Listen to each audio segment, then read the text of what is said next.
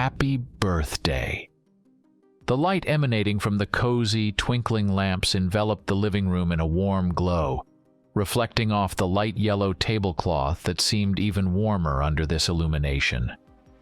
The entire room was filled with signs of domestic comfort. Family photos neatly placed on shelves created a sense of many generations' presence.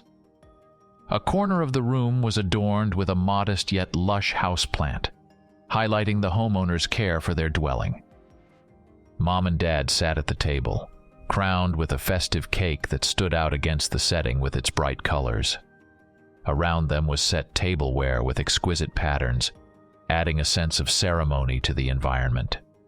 The living room walls were decorated with light, barely noticeable wallpaper patterns that harmoniously matched the overall color scheme of the space. Michael, without uttering a word, entered the room with a tray proudly displaying dishes he had prepared. He sat at the dining table, preferring silence to conversation with his parents, which caused a mix of helplessness and puzzlement in his father. "This child," he said, shaking his head, his gaze fixed on his son, eyes reflecting care and slight disappointment. Dressed in a new suit, the father looked particularly expressive. His appearance spoke of a commitment to order and discipline. The mother, on the other hand, was dressed more casually, in a white shirt and jeans, highlighting her relaxed nature and hard work. She found the strength to smile and compliment Michael on the dinner before going to the bathroom. The sound of running water filled the home, creating an illusion of familiar domestic idyll. However, when the mother turned off the water and left the bathroom, a few drops of dark red remained in the sink. "Today is your birthday," the father softly said, addressing Michael. "No matter how busy we are at work, we will always find time to be with you." Michael seemed detached from everything around him. His head was bowed, and his gaze fixed on the TV screen, which continuously broadcasted the evening news. On the screen, a man with a neat hairstyle and impeccably clean face reported on troubling events, shaking the city with tension in his voice. "The murderer is at large again. A third body has been found in the old part of our city," the blonde anchor said with particular alarm. "The police have identified a suspect. All citizens are urged to remain calm, lock doors and windows, and avoid late-night walks." While a torrential rain pounded on the window panes and howling winds pierced the streets outside, the house remained a haven of warmth and comfort, only disturbed by these ominous messages from outside. The warm light from the lamps lit the room, creating a contrast with the gloomy atmosphere outside. "Why do you always watch these news?" asked the father with a note of concern in his voice, reaching for the remote to turn off the TV. "The media likes to play on people's emotions, spreading fear and anxiety to improve their ratings." Michael silently shifted his gaze from the screen to the comfortably furnished room. All surfaces here were treated with soundproofing materials and coated with sound-absorbing paint, making the space almost completely isolated from the outside world. This feature of the house allowed its inner world to remain inviolate, even if a storm raged outside or other noisy events occurred. Even neighbors living nearby couldn't hear what was happening inside this house, thanks to the high-quality sound insulation. This house could truly be called a fortress. This feature was not just a comfort element, but also a symbol of how Michael tried to shield himself from external problems, keeping his home sanctuary inviolate. Metaphorically speaking, of course. But the news of crimes, penetrating through the TV screen, reminded that it was impossible to completely isolate oneself from the world. Michael lowered his head again, his silence filled with unspoken questions and concerns he was unwilling or unable to share with his parents. In the quiet of the living room stood a modern refrigerator, its air-cooling technology a marvel of efficiency. Equipped with a fan that circulated chilled air within, it promised that the meat stored inside would remain fresh, devoid of any odor that might betray its presence. This refrigerator, a silent guardian of freshness, held within it pieces of meat, each no larger than a fist, wrapped carefully in numerous storage bags designed for preserving the integrity of fresh produce. Adjacent to this, the kitchen workspace was organized meticulously. Packs designed for meat storage lay scattered across the counter, their contents obscured from view, suggesting a routine of preparation and preservation. Below the table, a peculiar machine rested, its purpose unsettling. With the addition of water, it accelerated the decomposition of meat, a stark contrast to the refrigerator's promise of preservation. Beyond the threshold of the bathroom door, a plastic, impermeable curtain stood ready to transform the space into a sealed chamber. In this place, Michael was engaged in meat processing. The mere thought of what lay ahead filled him with a profound sense of dread, his heart heavy with the anticipation of the unpleasant scenes that would soon unfold. Despite the room's cozy decor, an air of discomfort lingered, the weight of the upcoming task causing his hands to tremble slightly. Each element of this scene, from the advanced refrigerator to the simple yet efficient storage solutions and the ominous machine under the table, spoke of a meticulous and unsettling preparation. The plastic curtain, a barrier to contain what was meant to be hidden, stood as a testament to the lengths Michael was willing to go to maintain this facade of normalcy. "Have some cake. Your father and I braved the relentless rain to get it," his mother said, her voice carrying a mix of fatigue and warmth. After meticulously washing her hands, she carefully unwrapped the cake, its frosting glistening under the kitchen light. With a precision born of tradition, she inserted 18 candles into its surface. There are always 18 of them, Michael thought. But he turned 22 this year. It was their way of clinging to a past filled with brighter birthdays, an attempt to recapture the joy and innocence of those earlier celebrations. "Will you make a wish?" His father's question broke the silence, a hopeful tone in his voice as he lit the first candle. In response, his mother gently turned off the light, plunging the room into a darkness punctuated only by the flickering candlelight. "I hope my parents can stay with me forever." Michael's voice, barely above a whisper, marked the first words he had spoken since his parents' return. It was a confession of his deep-seated fear of loss, wrapped in the simplicity of a birthday wish. Despite the tensions and the distance that sometimes emerged between them, the bond of love remained unbroken, a tether holding them close in the face of life's uncertainties.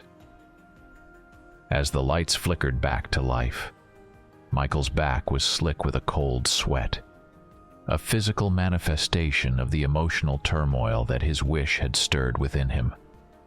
Methodically, he removed the candles from the cake, wiping them clean with a care that belied his inner turmoil before placing them in an iron box, a repository of years past, each candle a marker of time and memory. "If you say your wish out loud, it won't come true.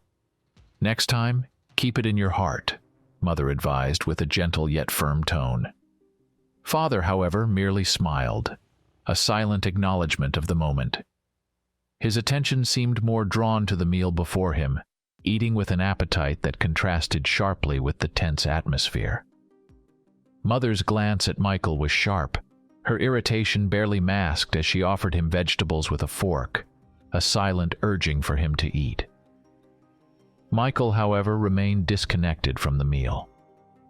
A slice of cake sat untouched before him, its presence more a formality than an invitation to indulge. His fingers trembled slightly, a silent testimony to the anxiety that gripped him as he counted his heartbeats, trying to find solace in their steady rhythm against the backdrop of his roiling emotions.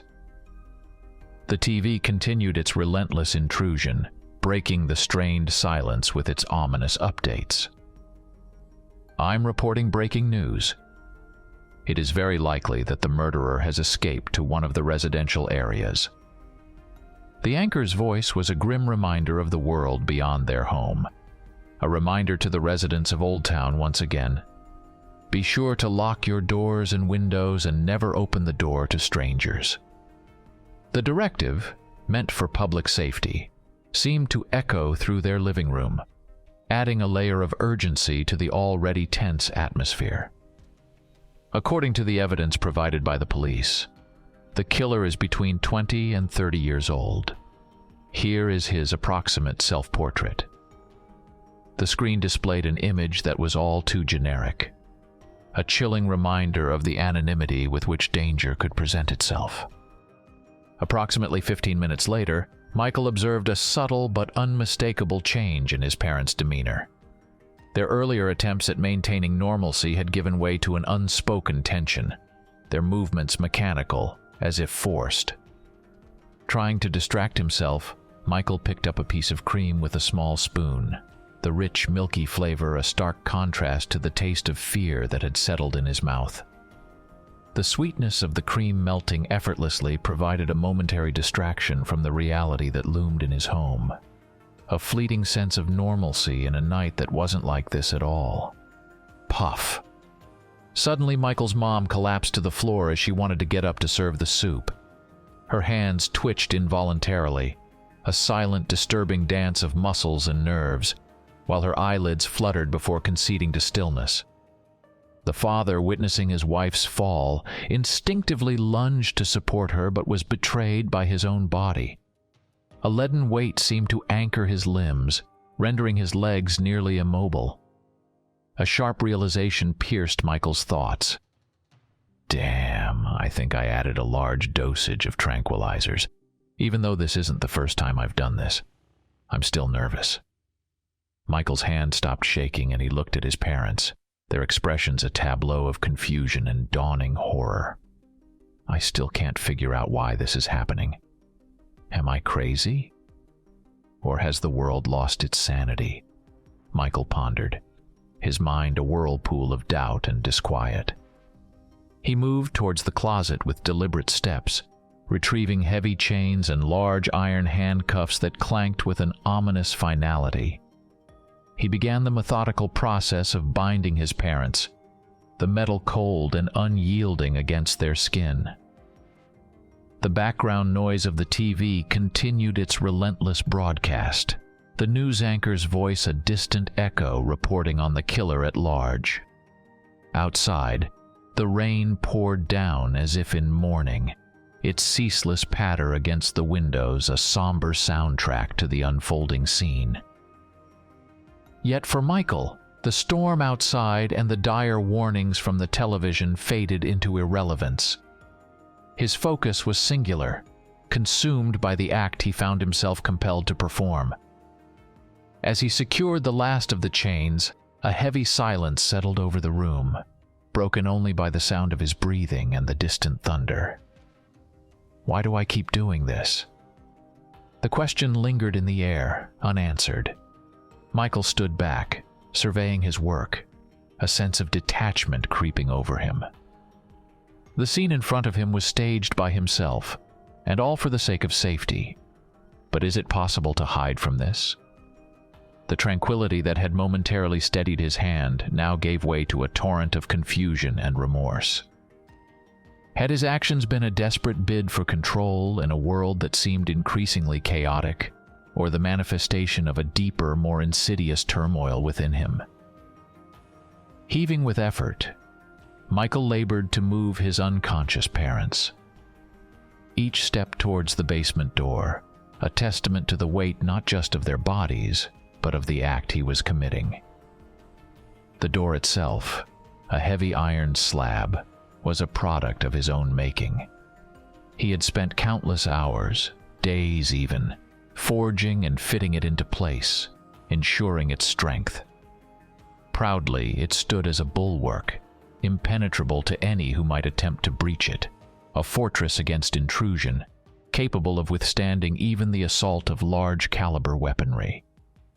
In Michael's mind, it was not just a door, but a declaration of his resolve, an unyielding barrier between his world and that outside. Glancing down at his parents, Michael felt a twinge of something unidentifiable. They lay there, so vulnerable, a stark contrast to the daily visits they paid him, filled with life and concern.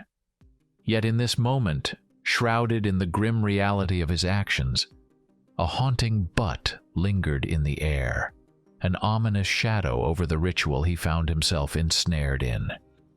With a force born of necessity, Michael thrust the doors open. The chains attached to his parents clinked and clattered, a macabre symphony accompanying their descent into the basement. The air grew colder, the light dimmer, as he began the arduous task of dragging them down the steps, their bodies an unwieldy burden that tested both his strength and his resolve. The basement was a cold but not desolate place. The bare and damp walls seemed to absorb the light, plunging the room into eternal darkness. In the center, like silent sentinels, stood two iron pillars. It was here that Michael had secured his parents, binding them with chains that were as much a part of the ritual as the darkness that enveloped them. As he fastened the chains around the poles, ensuring the bindings were tight, Michael's mind raced. The physical exertion of carrying his parents, the weight of their bodies a mere fraction of the burden he carried within. Every detail of the room spoke of the meticulous planning and execution of his daily ritual. The iron pillars, cold and unyielding, reflected the firmness of the door, serving as a stark reminder of the isolation and finality of this space. It was a place removed from the outside world, a realm where the world obeyed other more savage rules. Yet even as he completed his task, a sense of unease pervaded. The act, repeated though it was, never grew easier, each night a fresh descent into a madness that seemed to have no end. That time has come. His parents have started to change. The transformation was a horrifying spectacle that Michael had witnessed countless times, yet each instant struck him with the same gut-wrenching terror. Under the pale glow of the basement's single bulb, his parents' bodies convulsed violently, their human forms contorting in a gruesome dance of metamorphosis. Thick, coarse wool sprouted across their skin, enveloping them in a matter of seconds, while the sounds of cracking and dislocating bones filled the air with a sickening chorus. Their clothes, ill-equipped to accommodate the sudden expansion of muscle and fur, ripped apart, leaving tatters hanging from their newly formed lupine bodies. Chained and transformed, they no longer resembled the people who had raised him with love and care. Instead, two monstrous werewolves stood before Michael, their eyes burning with a feral, unrecognizable hatred. The creatures snarled and snapped, their growls reverberating off the stone walls, as they lunged against their bonds, each movement a testament to their overwhelming desire to break free and wreak havoc. Michael's expression, carved from countless nights of sorrow and resignation, bore the weight of his reality. A reality where the parents he cherished would, with the setting of the sun, become the very beasts of legend, creatures of the night doomed to lose their humanity time and again. No matter how fervently he wished for their return, the curse of lycanthropy was unyielding, a cruel twist of fate that science and ancient magic alike refused to acknowledge or remedy. His journey for a cure had been long and fraught with desperation. He had delved into the depths of arcane lore, sought out scientists on the fringes of credibility, and even dared to bargain with forces beyond his understanding. All for naught. The truth was as stark as the transformation he witnessed with each waning light. There was no cure for lycanthropy. The world denied the existence of werewolves, relegating his torment to the realm of myth, leaving him to shoulder the burden in isolation. This was Michael's existence, a cycle of hope and despair, where the lines between love and duty blurred. Each night, as he watched over his transformed parents, he grappled with the duality of his situation. The loneliness was palpable, a constant companion that mirrored the physical chains he used to restrain his parents. It was a loneliness born of knowing that his struggle was his alone, a silent battle fought in the shadows of society's disbelief and the cruel indifference of a world that refused to see the truth hidden in its midst. As the transformation unfolded, the once human features of Michael's parents grotesquely distorted into something otherworldly. Their jaws unhinged, stretching wider than any human mouth should, lined with teeth that seemed to elongate and sharpen before his eyes. The whites of their eyes were marred by the web of blood vessels that burst forth, painting a portrait of agony and ferocity.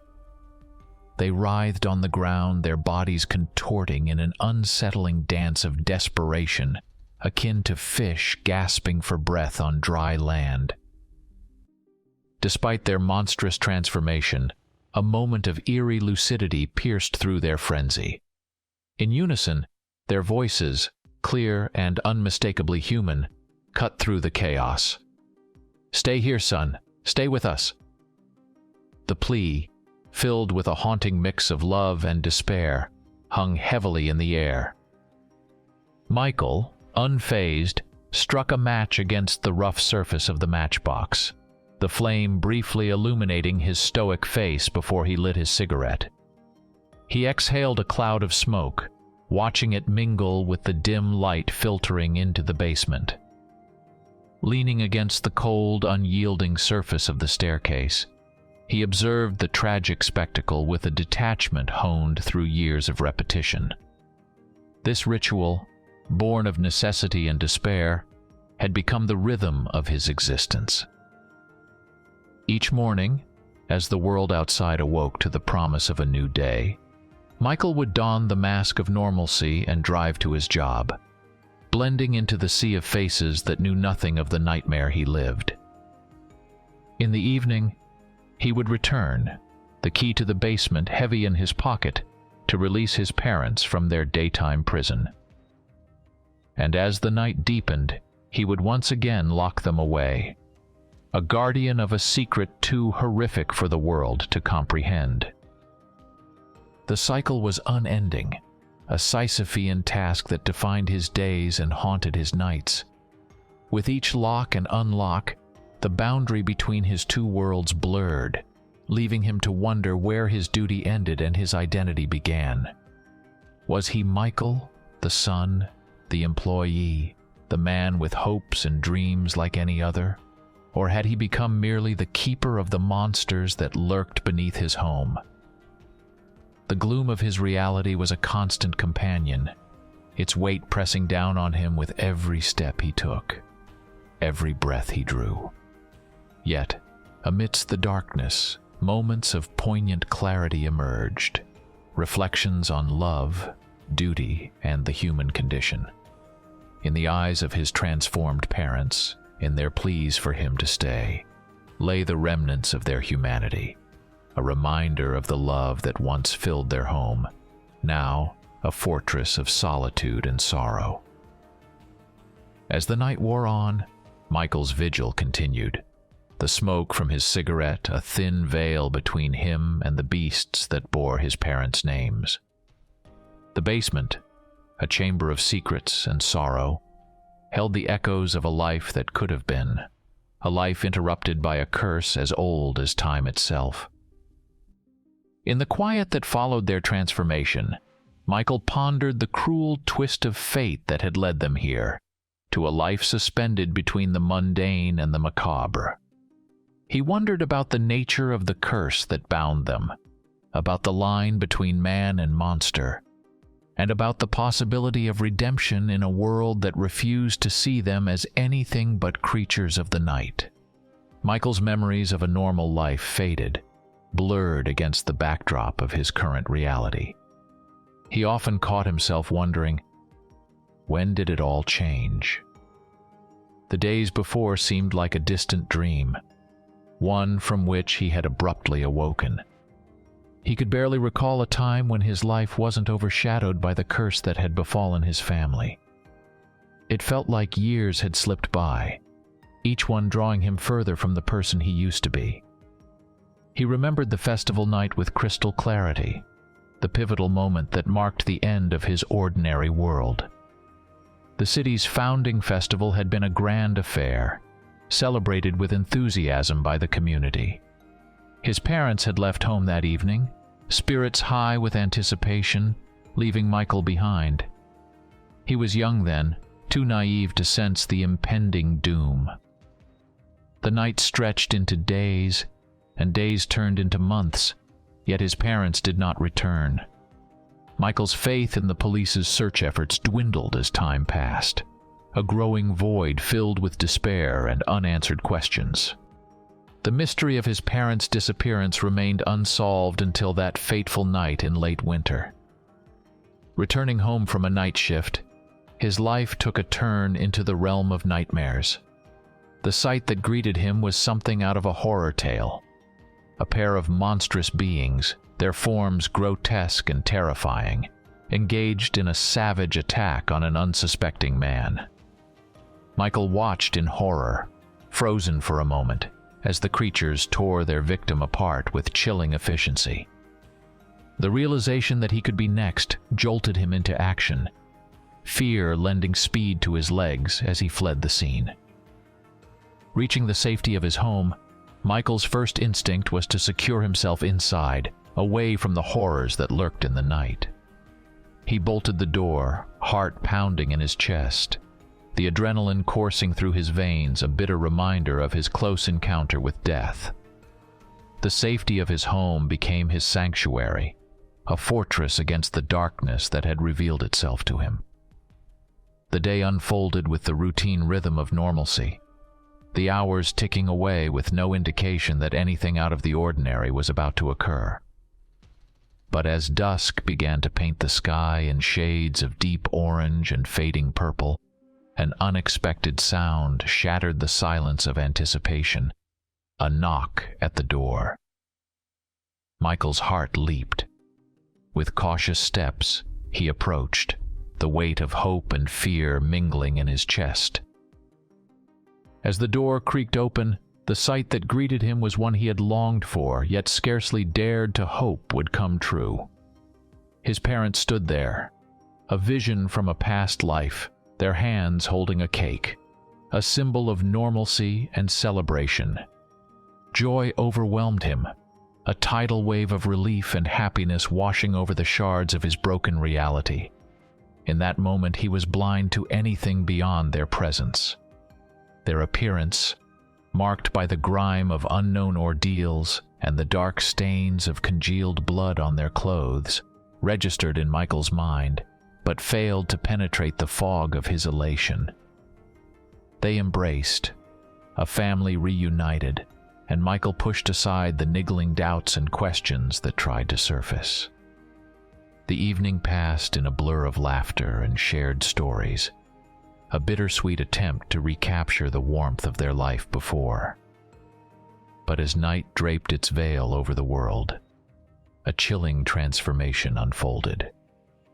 Retiring to his room, the comfort of Michael's bedroom was soon violated by a horrific intrusion. His parents, the loving figures of his daytime reunion, morphed into monstrous forms before his eyes. The walls of his bedroom became silent witnesses to a nightmare made flesh. Their transformation into werewolves, creatures of primal fury and hunger, was a spectacle of terror and disbelief. It was chaos, a maelstrom of fear and survival instincts as his father, driven by the beast within, launched himself at Michael with a ferocity that brooked no recognition of their bond. But it was his mother, even in her monstrous state, who became Michael's unlikely savior. A flicker of maternal recognition seemed to pierce through her cursed existence, turning her aggression towards his father and giving Michael a sliver of a chance to escape.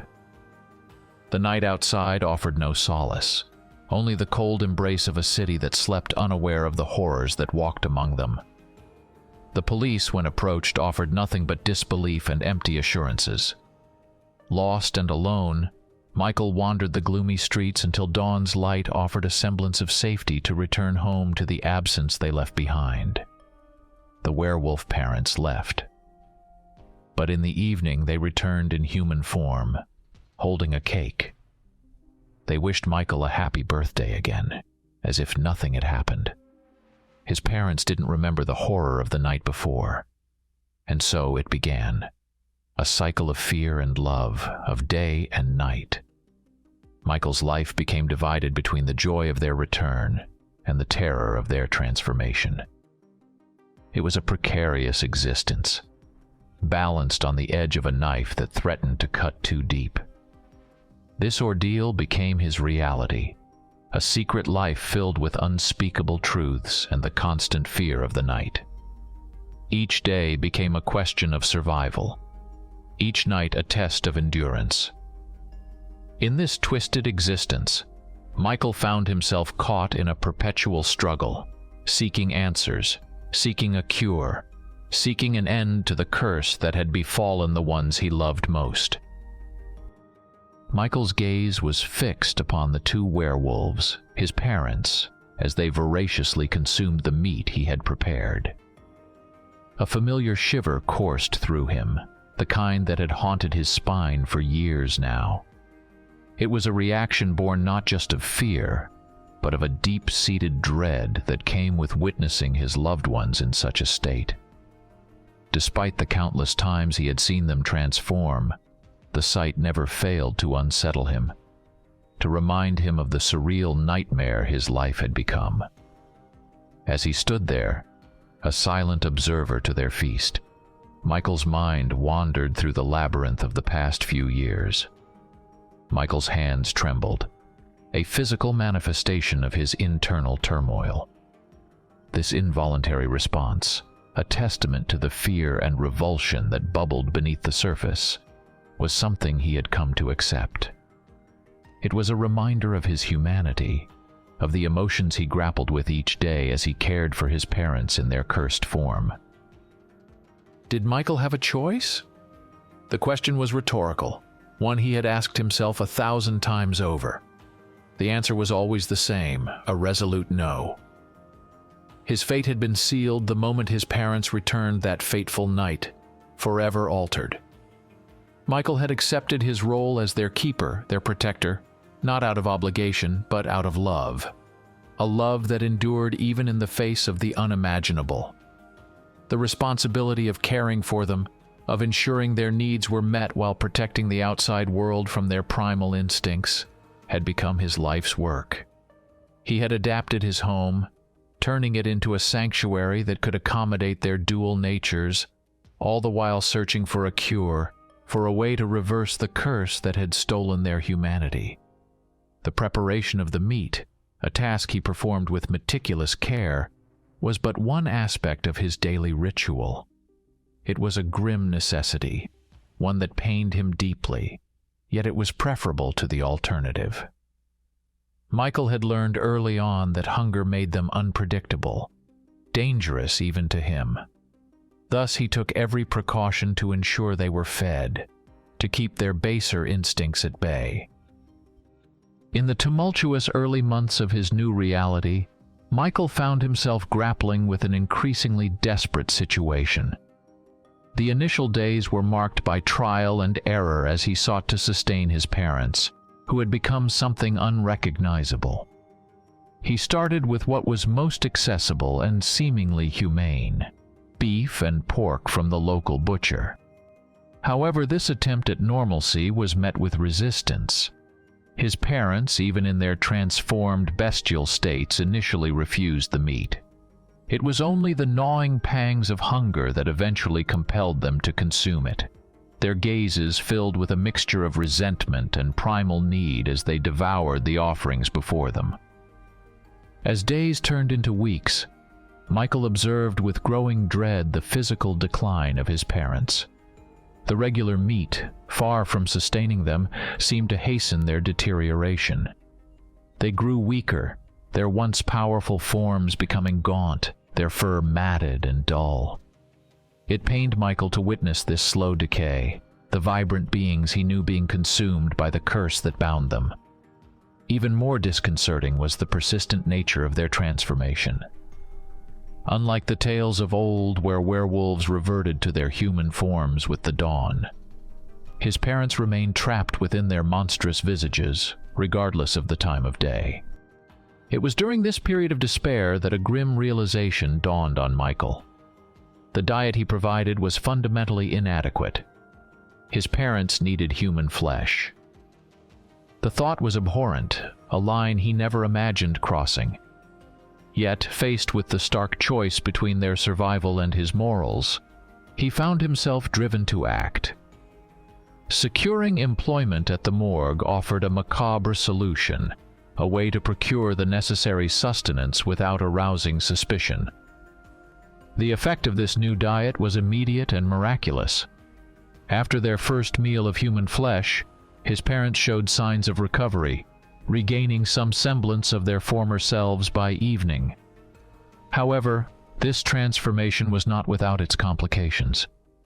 They returned to him, speaking and acting as if they had come back from a day's work, completely oblivious to the monstrous reality of their existence.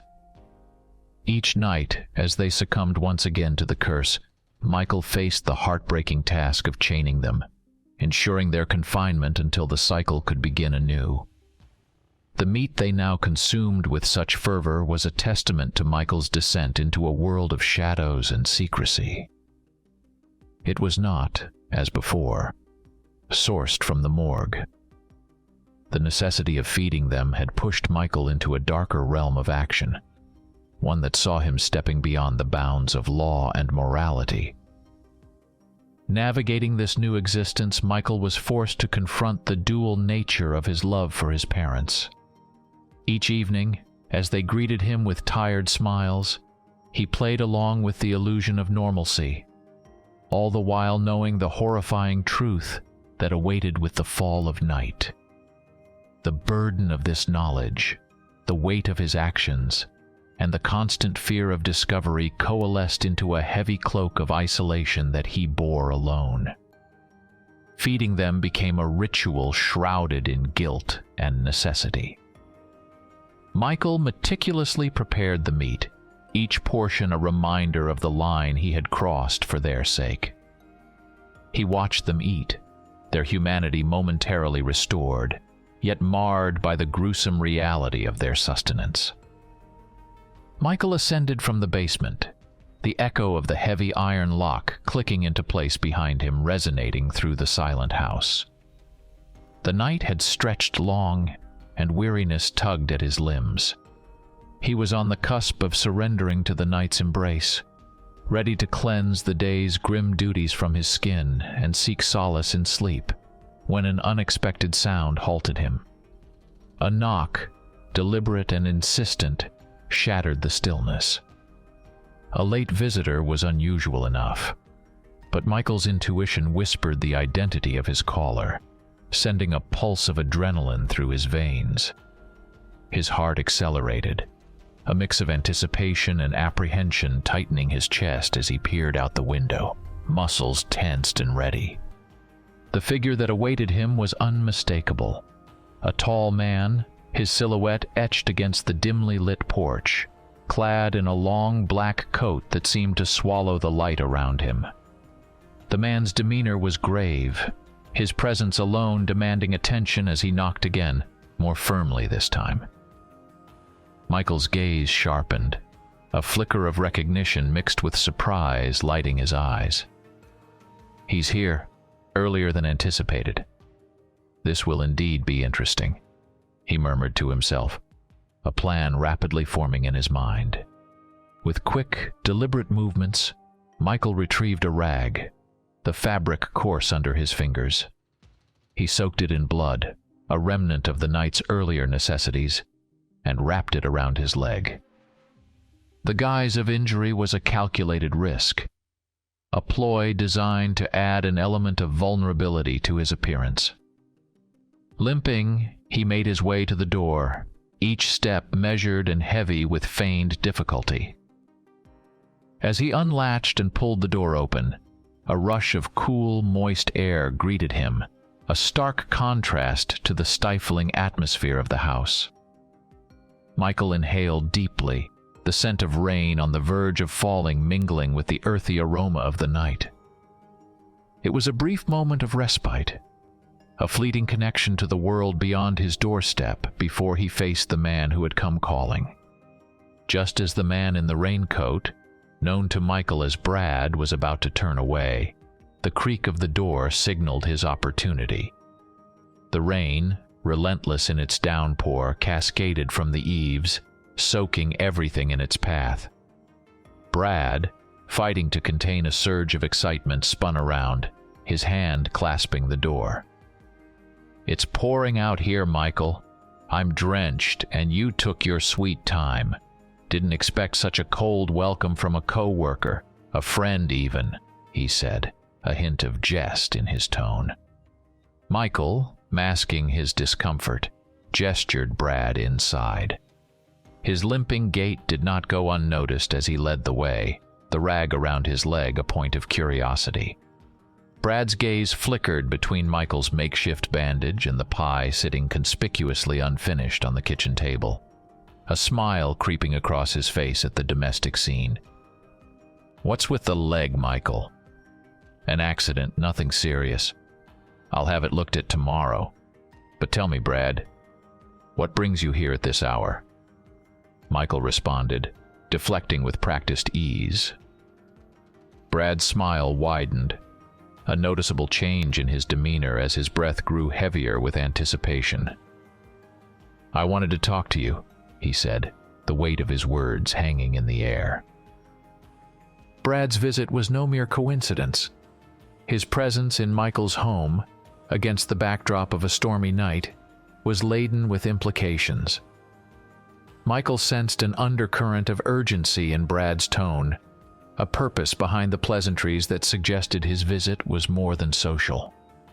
The air between them thickened with unspoken questions, the rain's steady rhythm outside mirroring the rising tension within.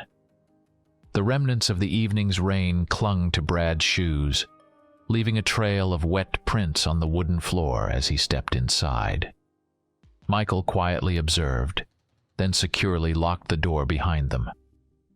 This moment, this encounter, had been meticulously orchestrated by Michael. He had been laying the groundwork for days. He had deliberately shared his address with Brad, casually mentioning that he would be alone at home and hinting at his struggles with insomnia. It was a calculated move, designed to pique Brad's curiosity and ensure his visit.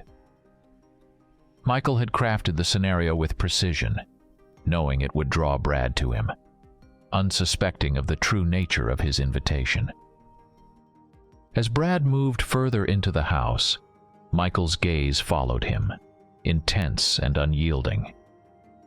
There was a heaviness in Michael's heart, a reluctance that shadowed his actions. He did not relish the hunt, the grim necessity of luring unsuspecting souls to their doom. Yet, the survival of his parents, trapped in their monstrous forms, left him with no choice. "Are you hungry?" Michael asked, his voice steady despite the turmoil that churned within him. He gestured towards the spread of food he had prepared earlier, an array of dishes that belied the macabre purpose of their gathering. He poured another glass of water, adding, "It's my birthday today. I happen to have prepared a lot of food. Would you like to try a piece of cake?" "That won't be necessary," Brad replied, his voice polite but firm. Michael noted the refusal, the deliberate distance Brad maintained from the table laden with food. He doesn't want to touch anything on the table. Probably afraid of leaving marks. Michael mused silently. It was a cautious move, perhaps instinctual, that spoke volumes of Brad's wariness, even if his demeanor remained friendly and open.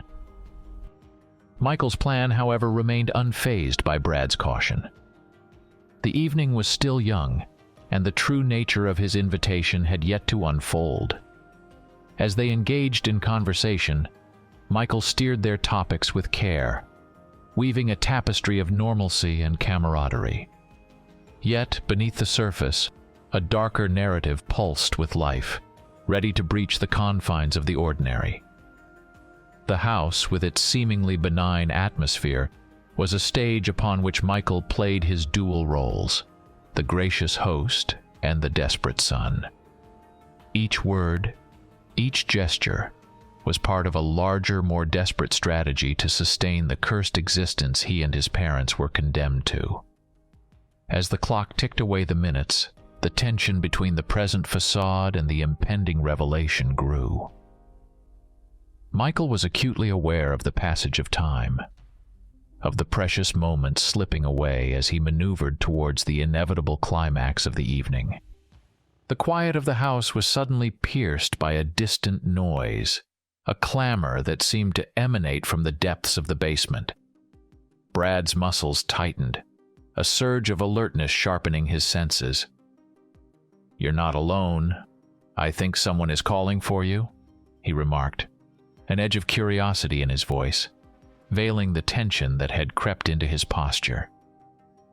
Michael's response came with a twisted smile, one that didn't quite reach his eyes. "Ah, that would be my parents. They're home as well," he said, his tone casual, yet laced with an undercurrent of something more sinister. "They've been having health issues. They're in the basement. I've had to lock them in for their own safety." The noise from below grew more persistent, a cacophony of sounds that hinted at distress. "They're making quite a racket. Don't you think you should check on them?"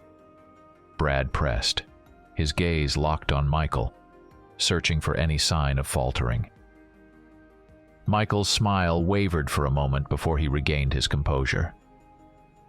"They're very ill and need their rest, but if you're so inclined, you could take a look at them," he offered, a challenge underlying his words.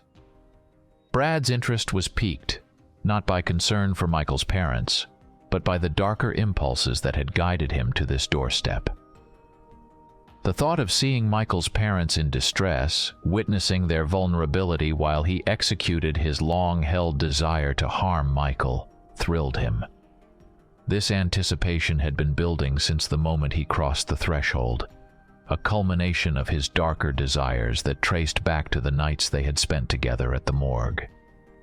Back then, the urge to wrap his hands around Michael's neck had been a persistent whisper, now amplified into a roar by the opportunity that lay before him. This moment had been long in the making, a twisted fantasy that Brad had nurtured over countless shifts, watching Michael with a predator's patience. The revelation that the police were on his trail only heightened the stakes. Brad had seen his own sketch broadcasted on the news, a stark reminder that his time was running out. This encounter, then, could be his final act, his last kill before the law caught up to him. The basement, with its hidden occupants and the promise of Michael's vulnerability, offered a stage for this dark culmination. Brad envisioned the scene with a macabre sense of satisfaction, Michael's parents as unwitting participants in their final confrontation. It was a chance Brad was unwilling to let slip, a last dance with fate in the shadow of his impending doom. As Michael watched Brad, a cold calculation behind his affable facade, he weighed his next move. The basement door stood between them and a reckoning, a barrier to the dark truths that simmered beneath the surface of their conversation. Brad's intentions, cloaked in the guise of concern, were not lost on Michael, who understood all too well the danger that lurked in his colleague's eyes. The choices made in the next few minutes would seal their fates, entwining their destinies in a final, deadly embrace. As the storm outside raged on, oblivious to the human drama unfolding within, Michael and Brad stood on the precipice, each poised to play their part in the tragedy that awaited. Michael led the way, the heavy iron door groaning as he pulled it open, revealing the staircase that descended into the gloom. "They're down there," he said, a hint of ominous foreboding in his voice. Brad, driven by a blend of anticipation and a sinister intent, followed, his eyes adjusting to the dimming light as they moved from the warmth of the living room to the palpable chill of the basement air. As they descended, the basement revealed itself in fragments. Patches of light fought against the encroaching darkness, creating a chiaroscuro that lent an eerie atmosphere to the space. Where light and shadow met, monstrous forms began to materialize, each more horrifying than the last. Chained and contorted, the werewolves caught sight of Michael and his unsuspecting guest, their reactions immediate and frenzied. The chains rattled violently as they thrashed against their bonds, their howls filling the air with a primal rage. Brad's initial curiosity morphed into shock as the reality before him unraveled. The sight of the werewolves, far removed from any expectation of finding Michael's ailing parents in a state of mundane illness, struck a chord of terror in him. He had envisioned a different scene, one where he would exploit the vulnerability of the situation to carry out his dark desires. Instead, he found himself facing a nightmare made flesh. As instinct took over, Brad stumbled backward, his retreat halted by the sight of Michael, who had silently picked up a heavy vase. Brad's mind raced, fragments of Michael's earlier explanation about his parents' illness crashing into the imminent threat. The vase shattered against him, porcelain shards and pain exploding across his face in a blinding flash. He felt the ground slip away as he crumpled, Michael's swift actions leaving no room for resistance. In a daze, Brad felt the cold splash of water against his lips, the sensation jarring yet oddly soothing as his consciousness wavered. Michael's words, delivered with a chilling calmness, were the last thing Brad heard before the darkness claimed him. "Don't be afraid. You will soon pass out and stop feeling pain."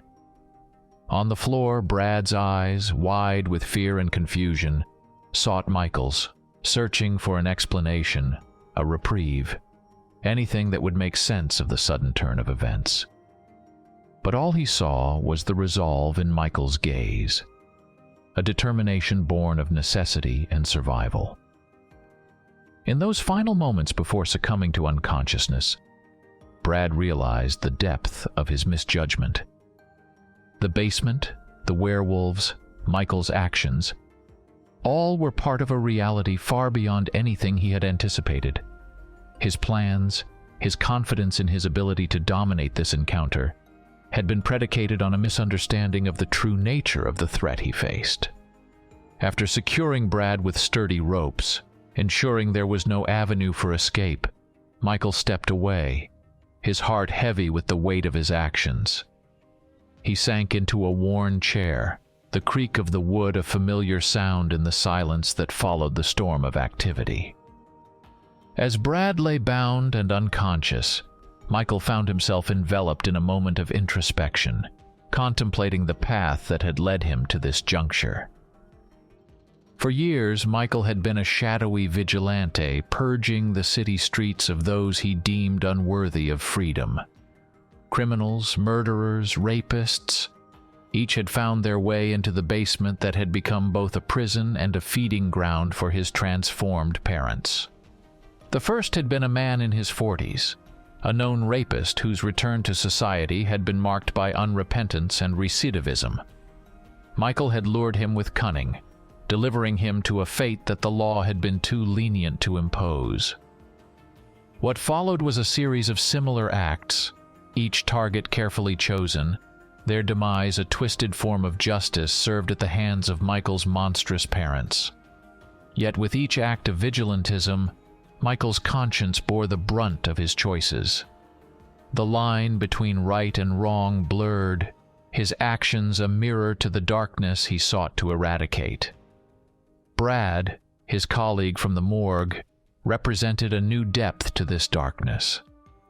Discovering Brad's secret, that he was a serial killer terrorizing their town, filled Michael with a cold resolve rather than satisfaction. Brad was a monster of a different kind, one that walked among them cloaked in the guise of normalcy, his sanity intact even as he sowed chaos. The revelation that humans could embody evil more profound than any werewolf or fairy tale monster unsettled Michael. It was a stark reminder of the world's complexities, where beings like his parents, driven by a curse beyond their control, seemed less monstrous in comparison to those who embraced darkness willingly. These thoughts weighed heavily on Michael as he gazed at Brad, the man's shallow, breathing a testament to the life he still possessed. A life that had been dedicated to inflicting pain, to taking from the world rather than giving. Michael pondered the irony of his mission, the way in which his quest to cleanse the city had entangled him in a web of moral ambiguity. Was he a hero or just another monster? The distinction had become increasingly difficult to discern. As he pondered these questions, Michael understood that the true battle was not against the werewolves chained in his basement, or the criminals that prowled the streets. The real struggle was within him, a fight to retain his humanity in the face of choices that threatened to erode it.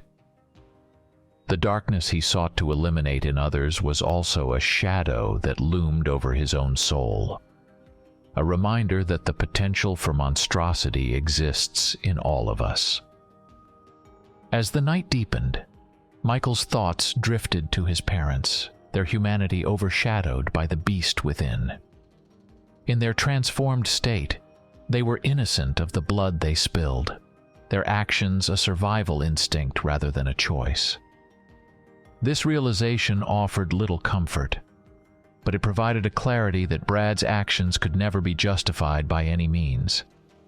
Michael, his resolve hardened and his actions set, dragged Brad towards the bathroom, the final stage of his grim plan looming ahead. The house, silent except for the sound of their movement, seemed to hold its breath. As Michael prepared for the inevitable, a sudden thunderous noise erupted from the basement, its intensity shaking the very foundations of the house. The urgency of the situation forced Michael to halt, his attention torn between the task at hand and the chaos unfolding below. Reluctantly, Michael left Brad, still dazed and bound, as he hurried to confront the new crisis. The basement, a place of dark secrets and desperate measures, now demanded his immediate attention. As Michael descended, the door swung open to reveal the chaos within. Meanwhile, Brad, seizing the moment of respite, fought against his bindings with a newfound desperation, fueled by fear and the instinct to survive. Back in the basement, the sight that greeted Michael was one of devastation. An iron post lay shattered on the ground, a testament to the force that had been unleashed. His mother, in her werewolf form, stood amidst the wreckage, her gaze fixed on Michael with an intensity that bordered on fury. The bonds that had held her were no more, and with her freedom came an unpredictable threat. In a panic, Michael fled the basement, his mind racing to devise a new plan. His path collided with Brad's, who had managed to free himself and, in a desperate bid for vengeance, was setting the house ablaze. The living room was already succumbing to the flames, the fire spreading with alarming speed. Michael, confronted with the immediate danger of the fire and Brad's malicious intent, realized the gravity of the situation. The fire threatened to consume everything, erasing any trace of the life he had fought so desperately to protect. Brad, knife in hand and hatred in his eyes, advanced, ready to end their confrontation once and for all. But fate intervened in the form of Michael's werewolf mother. Emerging from the shadows of the basement, she leaped over Michael with a ferocity that matched her primal state, targeting Brad. The confrontation was sudden and brutal, a clash of human and monster that left no room for mercy. This moment, fraught with danger and desperation, encapsulated the chaotic dance of fate, love, and survival that had come to define Michael's existence. His decision to protect his family, to rid the world of those he deemed unworthy, had led him here, to a confrontation that blurred the lines between hero and monster, victim and aggressor. As the fire raged and the battle unfolded, Michael was forced to confront the consequences of his actions. The choices he had made, each one a step down a path from which there was no return, had culminated in this moment of reckoning.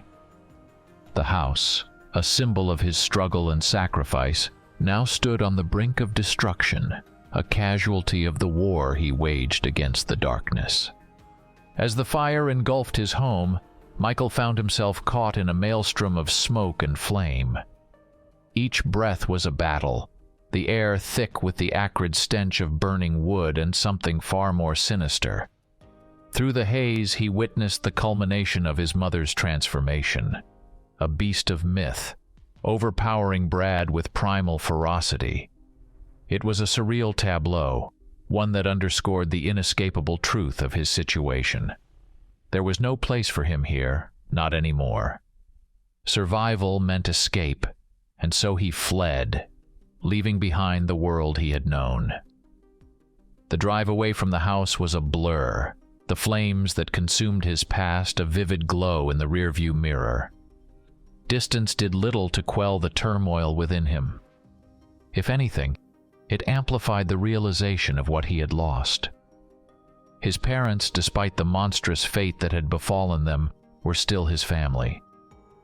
Brad, though a harbinger of death, was a part of the life he had tried to maintain amidst the chaos.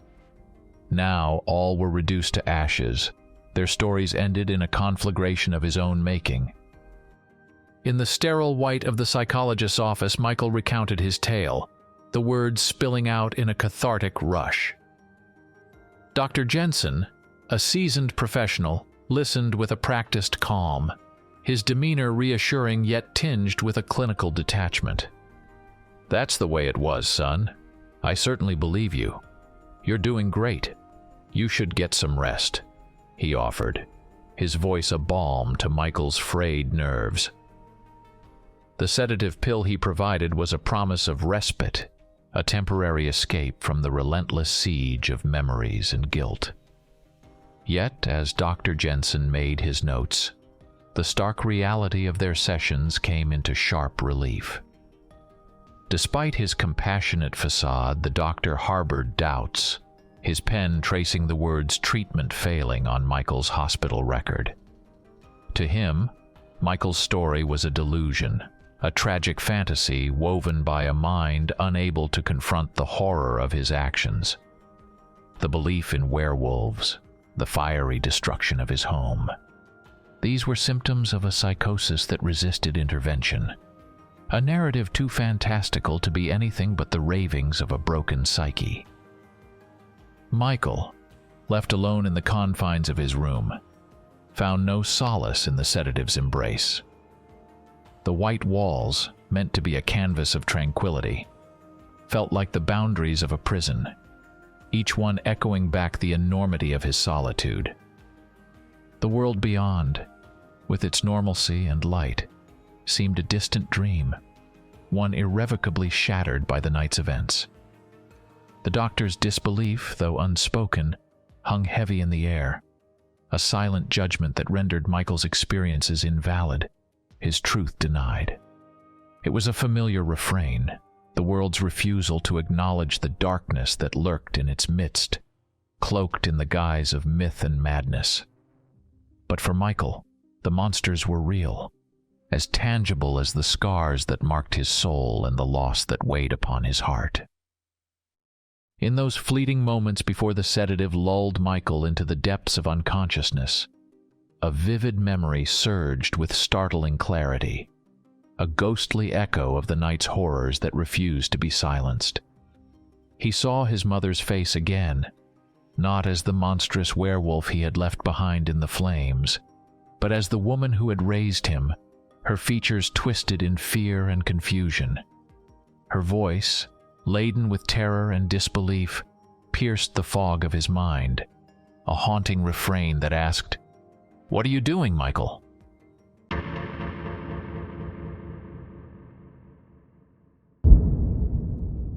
One thing that can abruptly pull you out of your daily routine and compel you to travel to another city is the notification that your recently deceased uncle has left you a house in his will.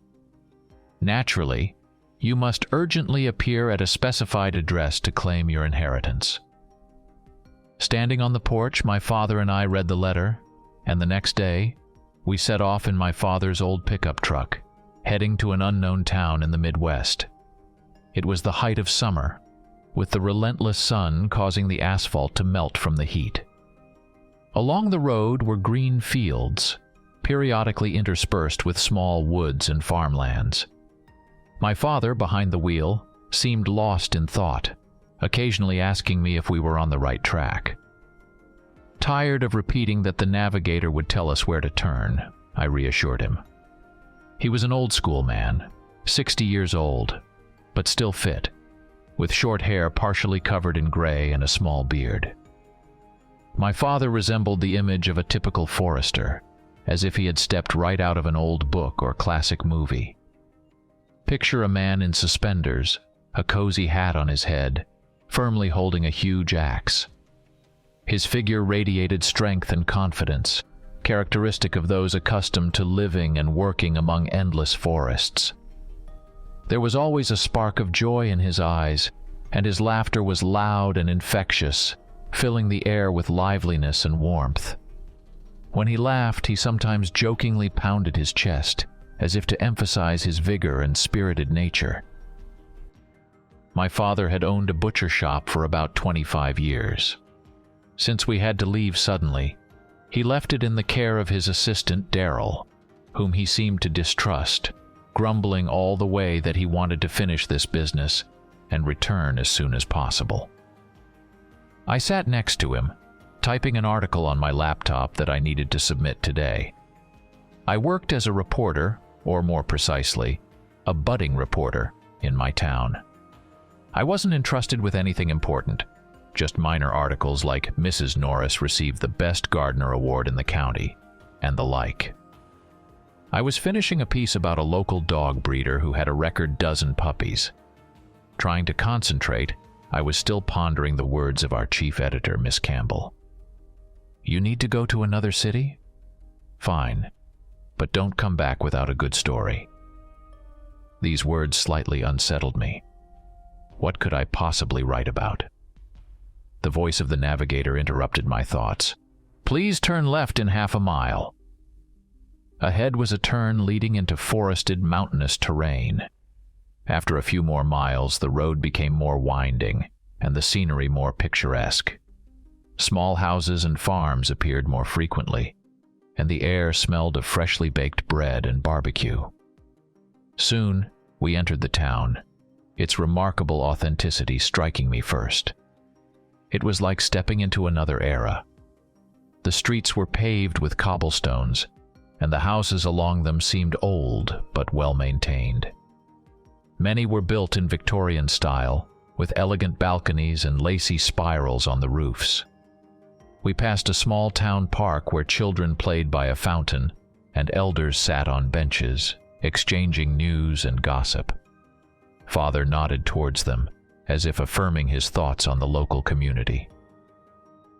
The main street was decorated with colorful flags and garlands, as if the town was preparing for a festival or celebration. I noticed several shops that seemed unchanged since their inception.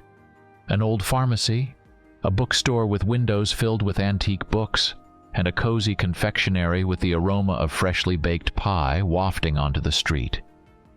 Along with all this, I saw the local church, perched on a high hill, with stained glass windows sparkling in the sun.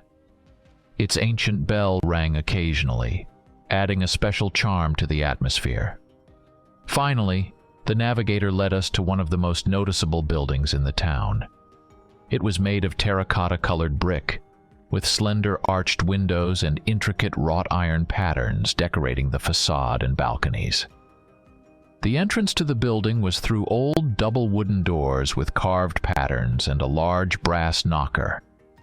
Above the door was an elegant sign with the name of Mr. Williams' law firm done in a classic style. We parked at the entrance, admiring the beauty, and entered the building. The interior of the building was no less impressive. The lobby welcomed us with dark wooden panels and polished parquet flooring. The walls were adorned with portraits of past owners and notable city figures, as well as antique paintings and engravings. The high ceilings and wide staircases with carved banisters added a sense of grandeur to the interior. Mr. Williams' office comprised several private offices and meeting rooms, each retaining a historical style and elegance. Soft lighting, heavy curtains on the windows, and solid furniture created an atmosphere of the past century, both comfortable and commanding respect. Each room housed large leather chairs and oak tables, and shelves filled with antique books and artifacts. We approached the reception where a secretary sat. After introducing ourselves, she nodded, made a call, and then led us to the office. We were greeted by an elderly man with graying temples and a penetrating gaze behind thick-framed glasses. He was dressed sharply and elegantly in a classic suit and tie. Neat stacks of documents lay on his desk, along with a nameplate reading, Attorney Williams. He waved us to sit down. "Mr. Morgan, I hope you had a safe journey. Our town is a bit out of the way and we rarely have visitors," he said, adjusting his glasses. "No, sir. Everything was fine. The town is actually great," my father replied. "I'm glad you like it. And this is your son, Alex?" "Yes," I answered. "Well then, let's get straight to the matter. Your uncle, Robert Harding, who recently left this mortal world, left behind a house and a plot of farmland, about 5 acres in total. As he had no other relatives besides you, he bequeathed everything to you. You can take possession of this inheritance, but there is one condition." "A condition? What kind of condition? There was nothing about that in the letter," my father asked loudly. "Yes, sir, I didn't write about it, but it's quite simple. You just need to live in the house for a week." "Is that all?" my father asked. Then, after some thought, looked at me and continued, "I guess we'll have to take a short mini-vacation." "Well, that's settled then. Here are the documents you need to sign. Later I will take you to the house. It's also my duty to check on you every day. I'll come by in the mornings." After that, he handed the documents to my father, who, after carefully reading them, signed. We then left the building and headed to the farm. It was located south of the town, about a half-hour drive away, and we arrived at the destination. It was a cornfield with a 2-story house in the center. A gravel driveway led to it from the north. The building itself was done in a traditional rural style. Outside, it was covered with wooden panels, painted in a warm, muted color. The roof had either tiles or metal sheets, adding durability and practicality to the building. Around the house was a cozy porch, where you could spend warm summer evenings enjoying the views of the fields. Next to the house stood a tall beech tree, partly overhanging it. As we got out of the car and looked around, Mr. Williams handed us the keys, saying that the count would start the next morning, and he would arrive here at exactly 8, so he asked us not to leave at that time. Then he said goodbye to us and left. We then began to explore the house. The first floor included a spacious living room, kitchen, dining area, and a bathroom. The interior was done in a cozy country style, with wooden furniture and decorations emphasizing a connection with nature and the land. I liked it. Everything was clean and neat. Then I went up to the second floor. There were bedrooms, with picturesque views of the surrounding lands from the windows. Looking at the surroundings from above, I immersed myself in a feeling of unity with nature and found an incredible sense of peace and tranquility. As it began to darken, my father and I had a snack with the food we had brought, and exhausted after the move, went to sleep. Day 1. This morning the sound of the doorbell woke me up. I got up, rubbed my eyes, and yawned as I went downstairs. It was Mr. Williams. Dad was already standing at the threshold signing something. Then they had a brief talk and Mr. Williams left. I washed my face and we sat down for breakfast. Breakfast was just the leftovers from yesterday's meal. I looked for food in the fridge, but it was already spoiled. We needed to visit the local supermarket. Then Dad and I decided to explore the house.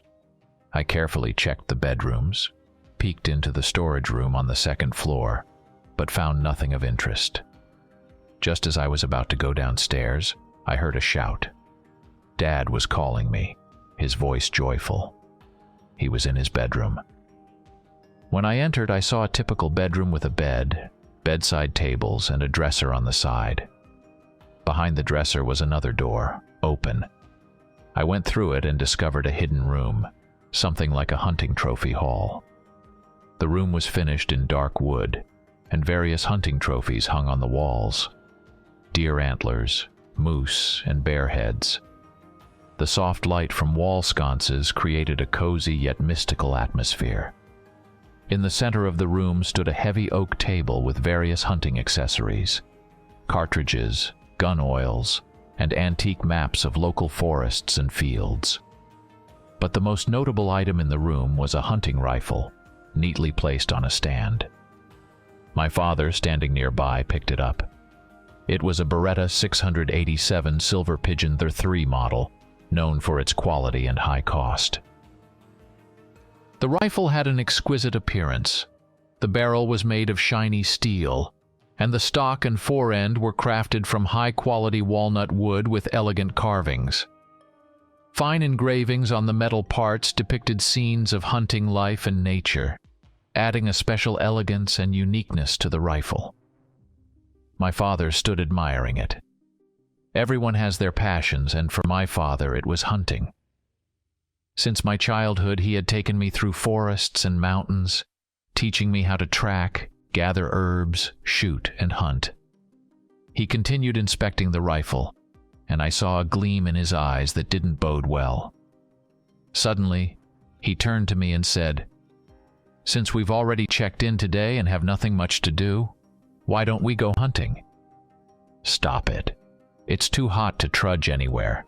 Let's just stay at home," I replied. "No, we're going," said my father, starting to pack cartridges and other things into a bag lying nearby. I realized there was no changing his mind. "Fine, but we need to stop by the local supermarket for food on the way." We quickly got ready and loaded everything into our pickup. Dad, always attentive to details, checked that his gun permit and hunting license were in the glove compartment.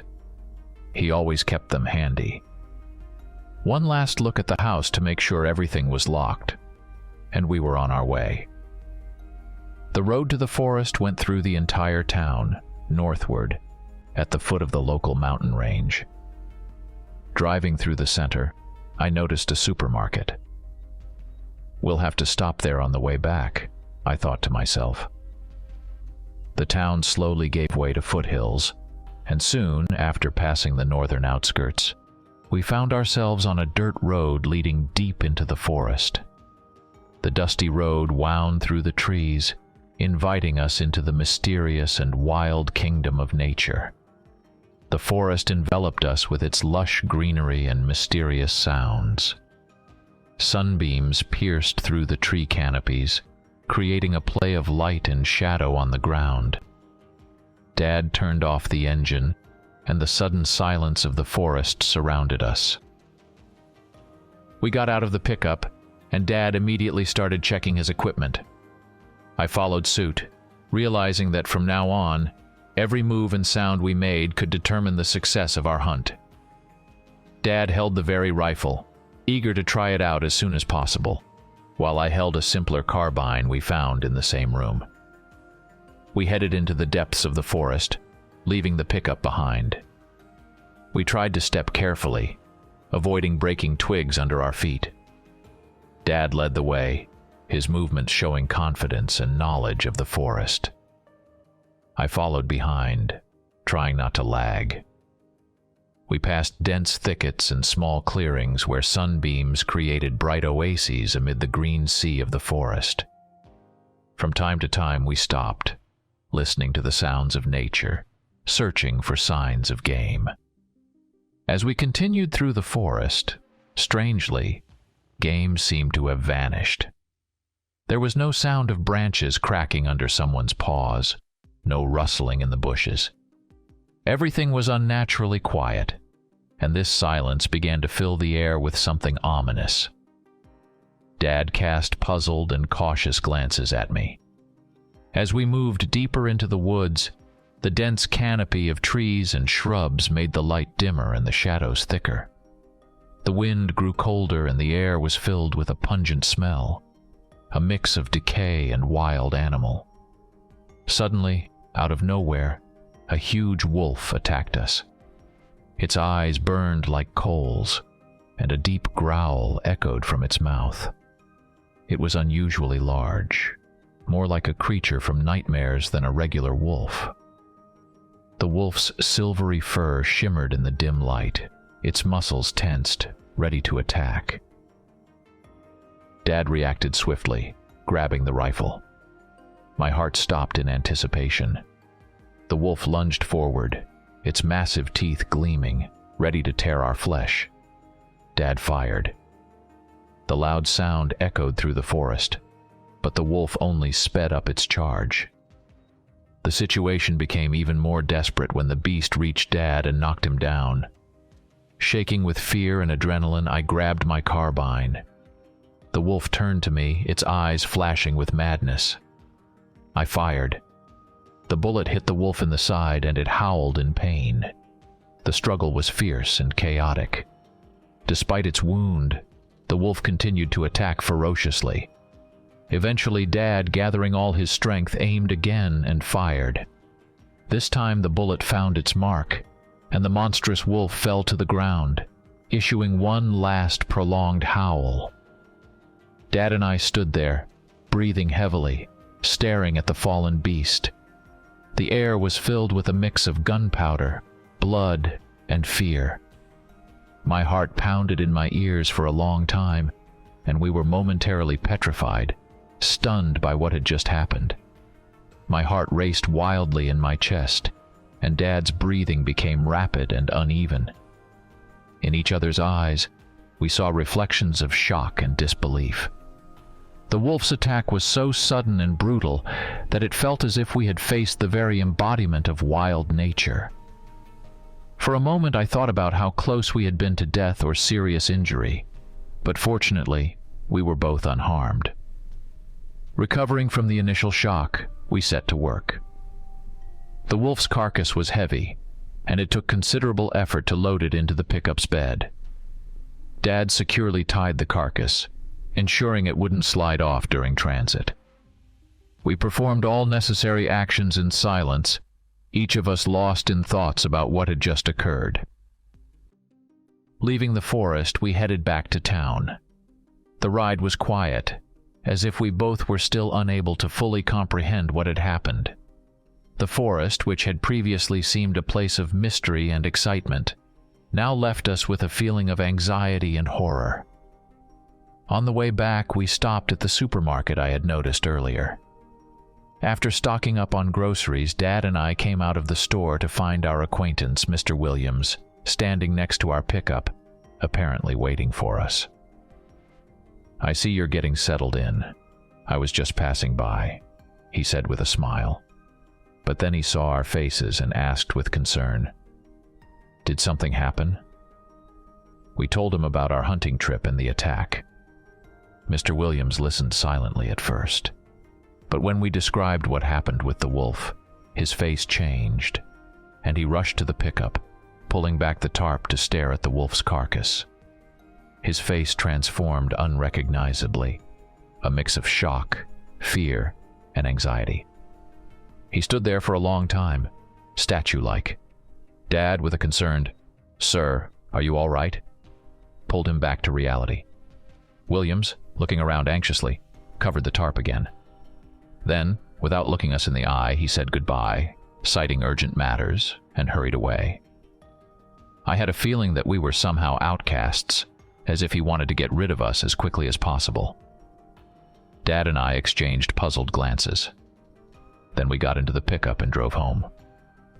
At home, we stored the carcass in a large refrigerator, typical for serious hunters, and after dinner, went to bed. It was a tough day. Falling asleep was hard.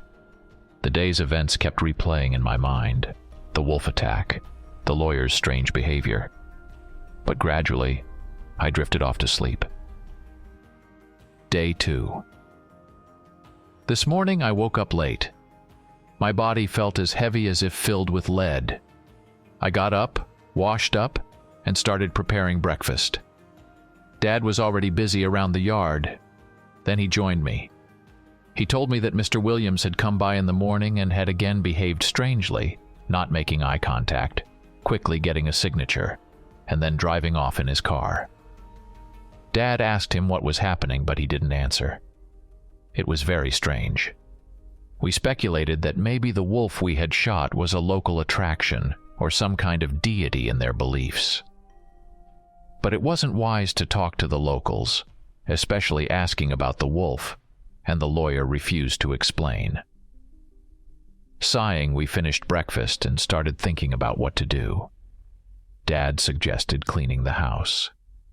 I agreed. Manual labor is the best way to calm anxious thoughts.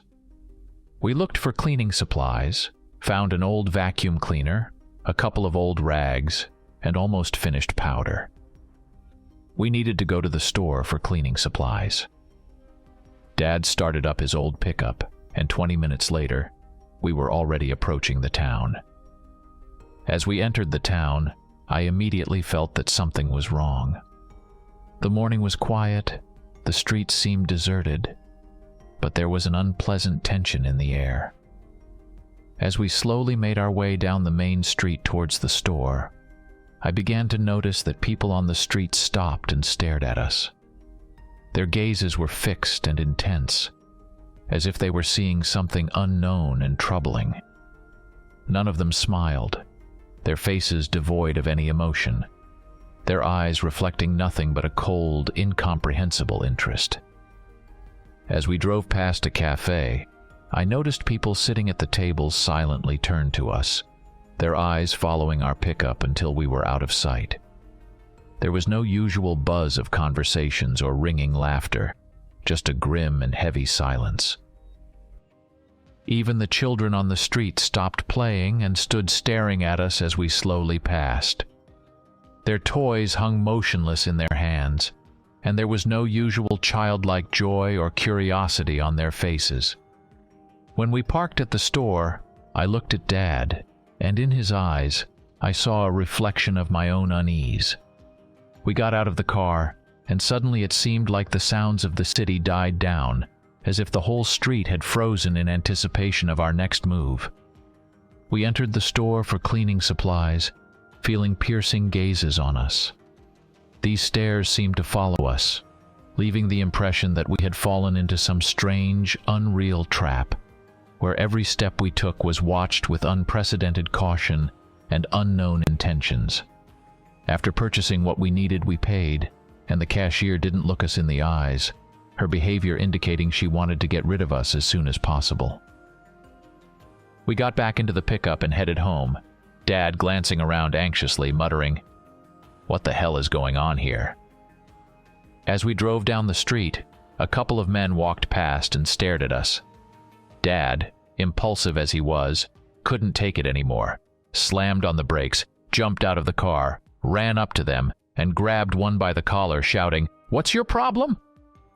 The men were scared, as if afraid of someone contagious or leprous.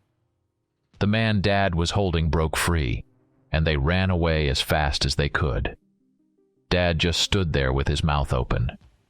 Then, getting back into the car and muttering about the strange damn town, he drove home. When we got back, Dad tried to call the lawyer, but his phone was off. The desire to clean was completely gone. We sat in silence, trying to figure out what was happening. I searched the internet but found nothing unusual. All that was known about this town were dry facts, like it was founded in 1837 and how many people lived there. So went the day, me sitting at my laptop and Dad watching TV. In the evening after dinner, we were about to go to bed when we suddenly heard a loud noise from the barn behind the house. The sound was so unexpected and loud that we both jolted and exchanged looks of growing apprehension. Glancing out the window, we saw that the evening had shrouded the yard in darkness. Dad nodded towards the barn, and without wasting time, we got up from the table. He took a flashlight, and we headed to the barn, feeling the tension build with every step. Approaching the barn, we noticed the door was slightly ajar, though we distinctly remembered closing it.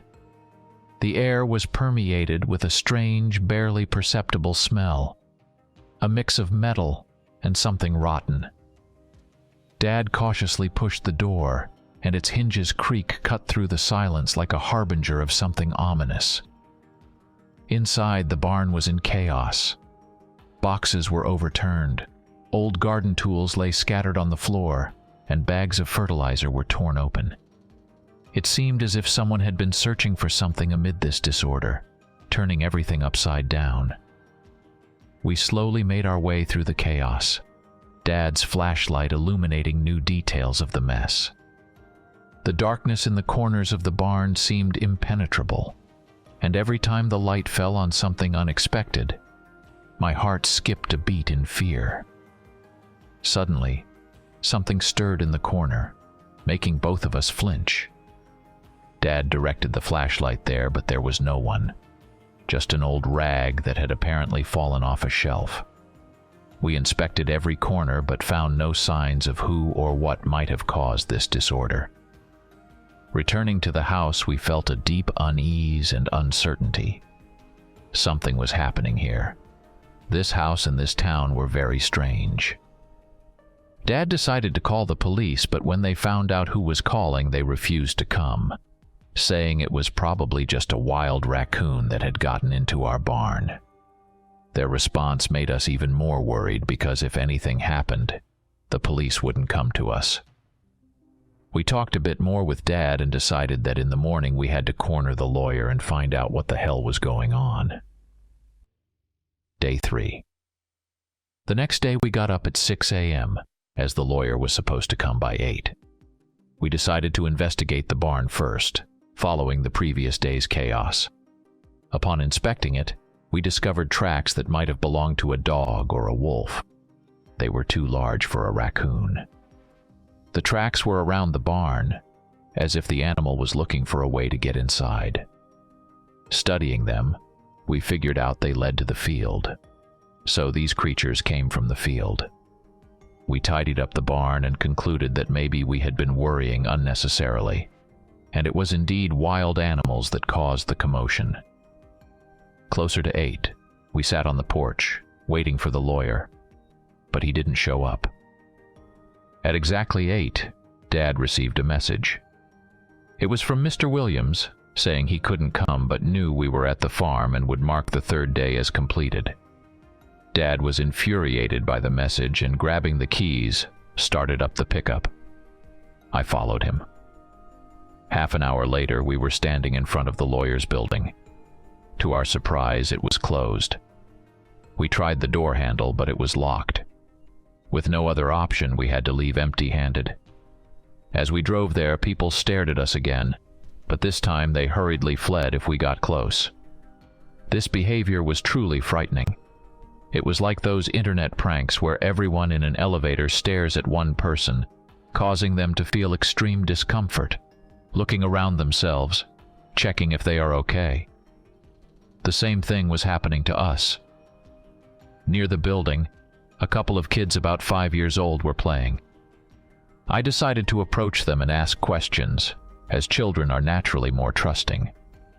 But when I approached, they screamed loudly and ran away crying. "Damn, what is happening here?" my father cursed. We got back into the pickup and returned to the farm. When we arrived, Dad went up to his bedroom and came back with a trap in his hands. He set it up near the barn in case the animal returned. As lunchtime approached, we took the table out to the porch and decided to have lunch outside. The heat was unbearable, and there was not even the slightest breeze in the air. My gaze involuntarily slid over the golden sea of the cornfield stretching out in front of us. Suddenly, I noticed strange movement at the edge of the field to our left. It seemed as if someone or something was moving among the tall corn stalks. I squinted, trying to get a better look, and then I saw a fleeting figure. It looked like a person, but at the same time, it was clearly different. The figure was too tall, with disproportionately long limbs, and it moved unnaturally, smoothly gliding through the corn. Maybe it was my imagination, but there was definitely someone on the field.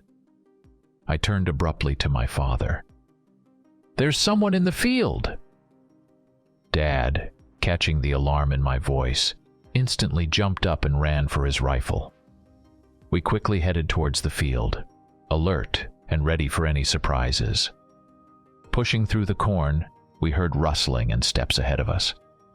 It seemed something large and fast was moving ahead, leaving a trail of bent and broken stalks.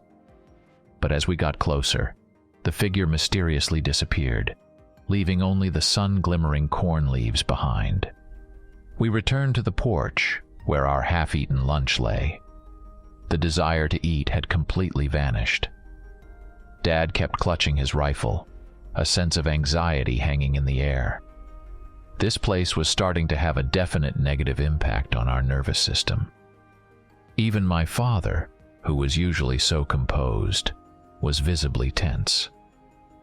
The day passed as we tried to distract ourselves from anxious thoughts, and fortunately, no more strange occurrences happened. Day 4. Waking up in the morning, I asked Dad if Mr. Williams had come by. He shook his head no, pointing to the mobile phone lying on the table. Again, just a message. I slumped into a chair, tiredly, and started eating my simple breakfast. Today was the 4th day. Just a little longer, and we could leave this backwater. Instead of a relaxing holiday, we got nerve-wracking days. After breakfast, we decided to take a walk and stretch our legs. Stepping outside, we noticed that there were numerous paw prints all around the house, all belonging to the same species, judging by their shape, but of different sizes. Dad and I exchanged glances. "What the hell is going on here?" he repeated for what seemed like the umpteenth time. We circled the house and realized that a pack of animals, likely wolves judging by the tracks, had roamed here last night. But these tracks were not exactly like those of wolves, slightly different. Dad checked the trap. It was empty. These animals were smarter than we thought. With so many, someone should have been caught. We decided to scout the area, taking the rifle with us, but found nothing. Returning home, we decided to rest. I went to my bedroom, then sat on the bed and pulled out my laptop. It was almost out of charge. The charger was somewhere around. Looking around, I saw it on the floor near the bed. Bending down, I briefly saw a small box under the bed. I reached for it and took it. The box was made of dark wood with fine carvings on the lid, giving it an antique and mysterious appearance. Carefully, I opened the lid. The hinges creaked, almost groaning, revealing its long-hidden secret. Inside the box was an old diary. The diary's cover was worn, its pages yellowed with age, and it seemed to hold stories from the past. I gently picked up the diary. The first page was inscribed in calligraphic handwriting with a name I immediately recognized, It was the name of our uncle who left us this house. In the diary, pages were filled with chaotic, uneven lines. Ink was smeared in places as if his hand trembled while writing. Throughout, there were insertions of incomprehensible symbols and sketches, adding more mystery to the text. I tried to recreate in my mind what my uncle must have felt, reading his entries. May 28th. They are still after me. I feel their gazes when I go out into town. They are not human. Can't be. Their eyes are empty, lifeless. But they watch every step I take. June 1st. I stocked up on weapons today. I must be prepared. At night I hear whispers outside my window. They are coming for me. I'm sure of it. June 5th. The whole town is in cahoots. I can feel it. Every corner, every shadow, they are waiting for me to weaken. June 10th. Tonight I saw them. They were at the edge of my field among the corn. Huge, ominous shadows, upright but not human. I'm not losing my mind. I know it's real. June 15th. I can't sleep anymore. They are everywhere. In the house, in the fields, in town. I must fight. I must survive. Reading these lines, I felt a chill run down my spine. The disorder of the words, the abrupt phrases, and the constant sense of being pursued in every word. It all created an oppressive atmosphere of madness and fear. It became clear that my uncle had experienced deep terror and paranoia, possibly caused by something inexplicable and mystical in this town and its surroundings. Remembering what had happened in this town, I concluded that perhaps what was written in this diary was not just my uncle's sick imagination. I went downstairs and showed the diary to Dad. He read it and was also impressed, then became thoughtful and said that we just had to wait a little longer. The house would be ours. We'd put it up for sale and leave this place as soon as possible. I took the diary to study it more closely, and the day passed unnoticed. Sitting in my bedroom, immersing myself in my uncle's diary, a piercing howl suddenly broke the night silence. The sound was so eerie and unreal that I instantly jumped up, my heart freezing in terror. Dropping the diary on the bed, I rushed outside to find out what was happening. My father was already there, rifle in hand. We ran to the trap we had set earlier, but it was empty. Instead, we found traces of blood and clumps of coarse, dark fur. The scene looked as though a struggle had taken place, but neither the victim nor the predator was there anymore. Suddenly, Dad froze, straining his ears. I followed his gaze and saw something dark moving on the barn roof.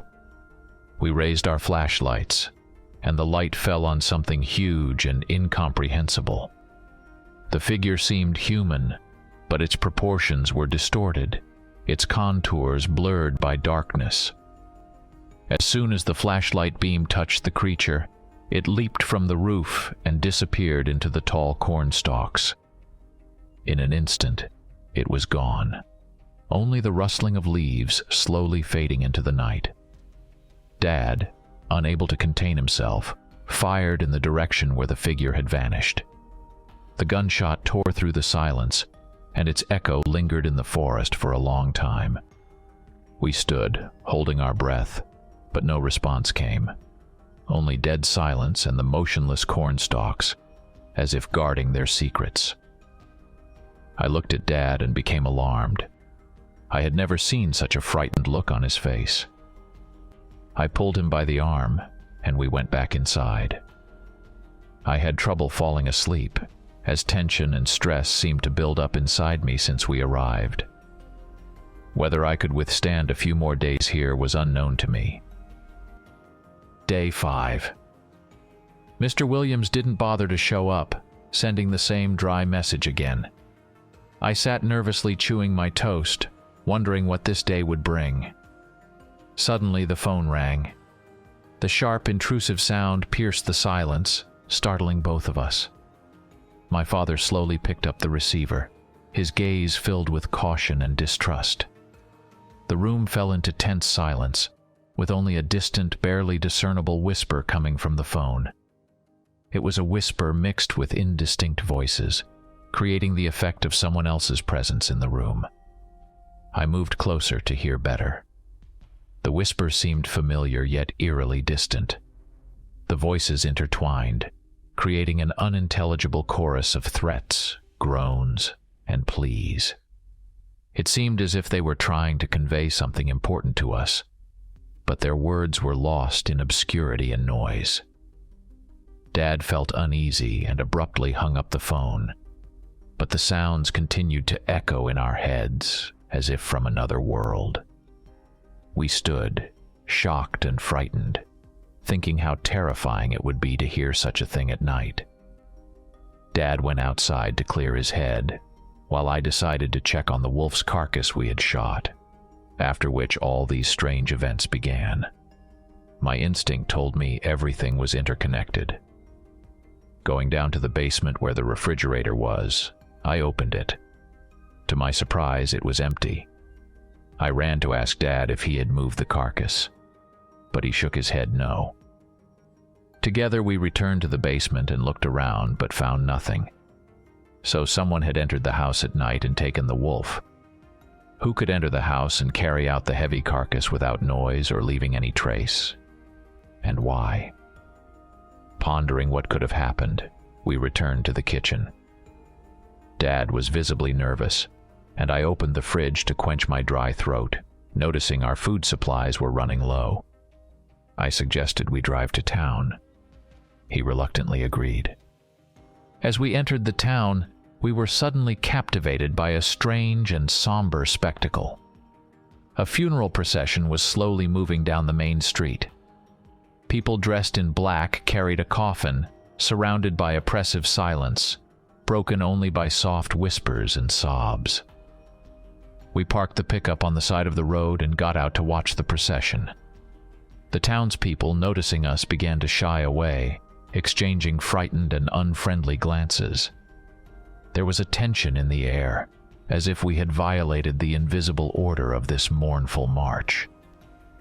As the procession lined up with us, piercing sobs and cries emerged from the crowd. Suddenly, a woman in black, her face tormented and contorted with grief, ran towards us, pointing and screaming, accusing us of causing her son's death. You are to blame for this. Your actions have awakened the evil that took my child." Her voice was full of despair and rage. Dad tried to calm her down, but she was adamant, her gaze burning with madness and accusation. Other townsfolk gathered around us, their faces filled with suspicion and fear. In their eyes we saw not just grief, but a belief that the horrors occurring in the town were somehow connected to us. We got back into the pickup, feeling the weight of their stares on us. We sat there, puzzled about what we could have done wrong. After buying groceries, we returned home, away from this mad town. Back home, Dad and I discussed whether we should just leave and return to our hometown. Dad called a realtor friend to inquire about the house's value. The realtor, after hearing the description, said it would be around $250,000. We exchanged glances. Then Dad suddenly stood up, slapped me on the shoulder and said, "All right, we'll endure a couple more days. In case something happens, we have weapons, and I'm not afraid to make a couple of holes in someone." Dad's confidence gave me strength, and my mood slightly improved. But unfortunately, not for long. In the evening, as darkness enveloped the farm's surroundings, I noticed something strange and terrifying in the cornfield. Among the tall stalks, dozens of glowing eyes were fixedly staring at the house. Their glowing gazes in the darkness created a threatening and at the same time hypnotic spectacle. I called Dad, and he, taking his rifle, went outside to check what was happening. I watched him from the window. As Dad approached the field, The mysterious eyes began to disappear one by one until they completely dissolved into the darkness. He stopped at the edge of the field, trying to discern something in the dark, but there was only the silent sea of corn. When he turned to return home, I suddenly saw the eyes reappear. They flickered like sinister stars, emerging again and again from the darkness, forming a whole constellation of glowing points aimed at Dad. I screamed to warn him, but my voice was lost in the evening air. Dad quickened his pace, looking around, sensing something was wrong. Returning inside, he was pale and tense. His hands trembled as he closed the door behind him. That night, neither of us could sleep. The idea that someone or something was watching us, hiding in the darkness, made our blood run cold. Day 6. This morning I felt completely exhausted. I had hardly slept and my head was throbbing. As we sat at the kitchen table, Dad received the now customary reminder from the lawyer on his phone. We ignored it, then Dad took a mug, which suddenly slipped from his fingers and shattered. I jumped in surprise. My nerves were stretched to the limit. After cleaning up, I decided to rest in my bedroom and soon fell asleep again. I was awoken by some noise in the hallway. It was already dark. Had I slept through the entire day? My room was engulfed in deep, impenetrable darkness, sliced only by a narrow strip of cold light seeping from under the door. A sense of something unseen and threatening hung in the air. My heart stopped when I heard heavy, slow footsteps and deep, animalistic breathing, sounding as if the source was right behind the door. The breathing was rough and uneven, as if belonging to a creature from another world. Gathering my courage, I slowly got up from the bed, each of my steps echoing loudly in the deadly silence. Approaching the door, I hesitated, gripping the handle tightly. Finally, I opened the door. The corridor was empty, lit only by the pale moonlight creating distorted, menacing shadows on the floor. A heavy, oppressive atmosphere hung in the air, as if the darkness itself had become thicker and denser. It seemed the electricity in the house was off. Turning on a flashlight, I cautiously stepped into the corridor. The light beam sharply cut through the darkness, revealing empty rooms shrouded in shadows. I headed to my father's bedroom, my heart pounding in unison with each step. But the bedroom was empty, the bed disheveled as if Dad had suddenly gotten up and left. With each checked room, my anxiety grew. Descending the creaky staircase, where each creak sounded like a death rattle, I entered the living room where the shadows seemed almost tangible. I felt a chill on the back of my neck, as if someone unseen was watching me from the darkness. After searching the kitchen, basement, and barn, I found no trace of my father. Returning inside, I felt fear and loneliness envelop me like cold arms. "Father!" My voice broke the silence of the house, echoing in the empty corridors. But there was no answer, only the hollow echo of my cry. Suddenly, there was a noise behind the door, restless and anxious. I ran outside to see what was happening. The night's darkness enveloped everything, but at the edge of the cornfield, I noticed some movement. Despite my fear, I decided to go there. Approaching the field, I began to make out strange shadows that seemed both human and animalistic. They moved swiftly and silently, like ghosts floating among the corn stalks. My pulse quickened, and fear swirled in my head. Around me, the shadows began to gather closer and closer, creating the impression that I was in the center of some ominous ritual. I tried to run, but my feet got entangled in something on the ground, and I fell face down. Trying to get up, I felt a sharp blow to my head. The world around me spun, sounds faded, and I was plunged into the thick darkness of unconsciousness. The last thing I remember before losing consciousness was a sense of absolute terror and hopelessness, as if I had fallen into the clutches of an unknown predator hunting in this moonless night. Day 7. Waking up from unconsciousness, I immediately felt that my hands and feet were bound, and my eyes were covered with thick fabric. Trying to free myself, I discovered that my movements were restricted, and I couldn't see what was happening around me or break free. "Is anyone here?" I exclaimed, my voice sounding muffled and desperate. In response, my father's voice could be heard. "Son, are you here?" His voice was weak and concerned. I felt relieved knowing that he was alive. "Where are we? What's happening?" I asked. My father explained that someone had knocked him out in the kitchen the previous evening, and he had woken up here, also bound. From the fresh air, I could tell that we were somewhere outside. My attempts to stand were futile, but as I felt the area behind me, I sensed grass and a tree to which we were tied. We spent hours in this state, losing track of time. Thirst and hunger were becoming unbearable, and the inability to relieve ourselves was agonizing. Finally, someone approached and untied our hands. This provided some relief, but we were soon bound again. No one gave us water or food, and we grew weaker by the moment. Suddenly, we were attacked. Invisible hands struck us, and the assailant's voice uttered some incomprehensible language filled with anger and hatred. Each blow was cruel and merciless, every word dripping with rage. After the beating, our legs were untied and we were dragged somewhere.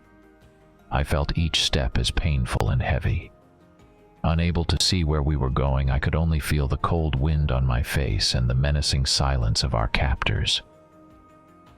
We were brought to a place and the blindfolds were removed. We found ourselves in a clearing surrounded by stones, in the middle of a cornfield where the stalks had been crushed into a huge circle, forming a place for some ominous ritual. We were tied to posts facing each other. Night had enveloped everything in darkness, and the approaching full moon cast its cold rays on the clearing. People we had never seen before gathered around us. They spoke in an unfamiliar language, pointing at us. Their eyes burned with a wild fire, and their movements exuded menace. Suddenly, a man who seemed to be their leader emerged from the crowd. He stood in the center of the clearing and began uttering something that evoked both sadness and joy among the onlookers. After his words, cries filled with some wild energy erupted from the crowd. Then this man approached my father, grabbed a knife, and made an incision on his arm. Blood slowly began to flow, staining the ground. I screamed as I saw my father writhing in pain. The man collected the blood in a cup, raised it above his head, and drank it before starting a strange, wild dance. Others around us joined in, creating a whirlwind of movements as if they were part of some ancient, forgotten ritual. The moon illuminated their faces, distorted by passion and madness. Suddenly, the one who had drunk the blood began to tremble and convulse. His body began to change. Bones shifted with loud cracks. Flesh stretched and covered itself in thick fur. The transformation was gruesome and painful. Before us stood a monster, a werewolf, gigantic and terrifying, with eyes filled with a beastly thirst for blood. One by one, other members of the cult began to transform as well. They growled and howled, their bodies contorting into unimaginable shapes. Around us, a dance of death unfolded, filled with cries and bestial roars. We watched this horrifying spectacle, frozen in terror, waiting for these creatures to pounce on us. The air vibrated with their hungry roars, and the clearing was enveloped in an aura of primal fear and madness. In that moment, it seemed as though the whole world had shrunk to this circle of horror and cruelty, where we were nothing but helpless victims of ancient evil. When the menacing creature, filled with a thirst for blood, loomed over me, ready to strike a deadly blow, its animalistic eyes glowed with menace. I froze in shock, awaiting the inevitable end. But suddenly, the night was shattered by a loud gunshot, and the creature recoiled. We turned and saw the townsfolk, armed to the teeth, ready to confront the unholy. Meister Williams, unexpectedly, was by our side and began to untie the ropes that had bound us. "What's happening here?" I exclaimed in shock and confusion. I convinced the locals to help. It was difficult, but they agreed. "This is not your war. It's a convergence of unfortunate circumstances," he replied, his voice strained. I asked again, unable to believe my ears, and he explained that by shooting the wolf, which turned out to be one of the werewolves, we had disrupted a fragile truce. In my mind, gears were turning. Before our arrival, there had been some kind of uneasy peace here, but a hunting accident seemed to have put an end to it, prompting the werewolves to seek revenge. I remembered the looks, the funerals, the werewolves. I would never have believed it if I hadn't seen it with my own eyes. The battle raged on around us. Suddenly I saw the cashier from the store who had always served us, fighting bare-handed, defending herself against the creatures. But then something unexpected happened. Her body began to tremble, and right in front of me she transformed into a werewolf. I was shocked. It meant that the townspeople were not ordinary humans either. After transforming, she rushed into the battle, sinking her teeth into an opponent's throat. I turned away in disgust. The villagers around us also began to change their forms, but unlike our captors, they had a different shape and color. They appeared more beautiful. We got up and ran. Mr. Williams, carrying my father on his shoulder, led us to safety. But suddenly, he stopped and turned back to look at the battle. Then he made a decision. "I have to help my own kind," he said, handing my father to me. My father was quite heavy, but I carried him with all my strength. For a moment I turned back and saw that our elegant lawyer was transforming, tearing his clothes apart as he changed into something else. I continued to run, the sounds of battle, cries and roars growing distant. Finally, I emerged from the field and ran to the pickup truck. Fortunately, it was not locked. Loading my father onto the passenger seat, I checked the bandage that Mr. Williams had managed to apply and rushed to get the keys. Finding the keys, I jumped into the pickup and floored the gas pedal.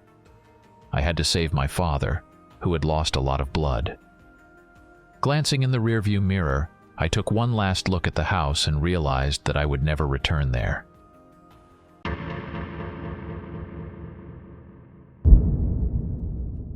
The city where I live is located on the Atlantic coast. It's quite small, with a population of only about 12,000 people. Here, everyone is usually in the know about each other's affairs, and information spreads incredibly quickly. However, despite this, the residents of the city are kind-hearted and always ready to help when needed. Life here revolves around fishing and tourism, which are the main sources of income for many families. The city has its own small port, where you can always see fishing boats. From morning till evening, fishermen are busy with their work, and the port becomes a kind of center of public life. Along the waterfront, there are several pubs that become popular meeting places for local residents. Evenings here are especially cozy and pleasant when people gather to share news and discuss the events of the day. Tourists have also found our corner. In the summer, they come here to relax, enjoying the clean air, tranquility, and, of course, the sea. For them, there are cafes, souvenir shops, and, naturally, beaches. Locals try to make their stay here as pleasant as possible since tourism is an important part of our economy. One of such souvenir shops is owned by me. It is located just a few steps from the port, and it is perhaps one of my favorite places in the city. From here there is a wonderful view of the sea, and every morning I greet the sunrise here, enjoying the fresh breeze and the sounds of the awakening city. The shop is small, but I tried to make it not just a place to buy souvenirs, but a cozy corner where everyone can find a piece of our town for themselves. On the shelves, you will find magnets with views of our coast, postcards made by local artists, and figurines inspired by marine life. A special place is occupied by handmade items from local craftsmen, shell jewelry, wooden crafts, which I personally choose, talking to each master and learning the story behind each item. I furnish the shop so that everyone who enters feels at home. Soft light from the bulbs, comfortable chairs where you can relax and browse books about our region, and even a small coffee machine so that guests can enjoy a cup of aromatic coffee while choosing souvenirs. Among my visitors was one special little girl, about 7 years old, the daughter of the owners of a fish shop that was located very close to my little shop. She often popped in to see me, and her visits became a kind of bright spot in the quiet weekdays for me. This girl adored reading. She could sit for hours in one of the cozy chairs, immersed in the world of stories and adventures she found on the shelves of my shop. I never objected to her visits. After all, sometimes the shop was quite quiet and peaceful, and her restless questions and sincere interest in books and souvenirs brought bright colors to my routine. She loved asking about sea voyages, distant countries, and brave explorers she read about. Her curiosity was boundless, and I enjoyed sharing with her everything I knew, rejoicing in her thirst for new knowledge. It was lunchtime when that very girl entered my shop. Her name was Emma. Her expression was sad and dissatisfied. She lowered her head and sat down on a chair, addressing me. "Hello, Mr. Morrow. Can I sit here for a little while?" "Of course, Emma. Why are you so gloomy?" I asked with interest. Well, you see, my dad's friend, Uncle Roy, called him and told him to run to the port. They found something there, and so they and Mom rushed there, but they refused to take me with them. Well, don't worry. They'll be back soon and will tell you what they found. I tried to comfort the girl. Suddenly, I heard the sharp ringing of the doorbell, and as I turned around, I saw my friend David bursting into the shop. He was very excited and clearly in a hurry. He glanced at the little girl, giving her a playful bow which made her giggle, then turned to me. "Jack, old buddy, have you heard the news?" he asked, breathless. "Something has washed up on the shore. They say it's an alien or a sea monster. Local reporters have gathered there now, making stories. So I'm heading there too. Aren't you coming?" "It's probably just a whale," I speculated. When they wash up on the shore, they often get bloated, giving them a fantastic and terrifying appearance. "Nah, it's definitely not a whale," he insisted. "They say it looks more like a squid. Mr. Blackwood, he's a whale expert. Been in the fishing business for 25 years. Well, he said he's never seen anything like it." I pondered for a moment, then glanced out the window and saw a multitude of people heading towards the port. I wanted to go, but I had no one to leave the little girl with. Seeing this, David scooped her up onto his shoulders, saying she should come along too. She eagerly grabbed onto his head in anticipation. I agreed, and we closed the shop, making our way towards the port. Along the way, the streets filled with more and more people heading in the same direction as us.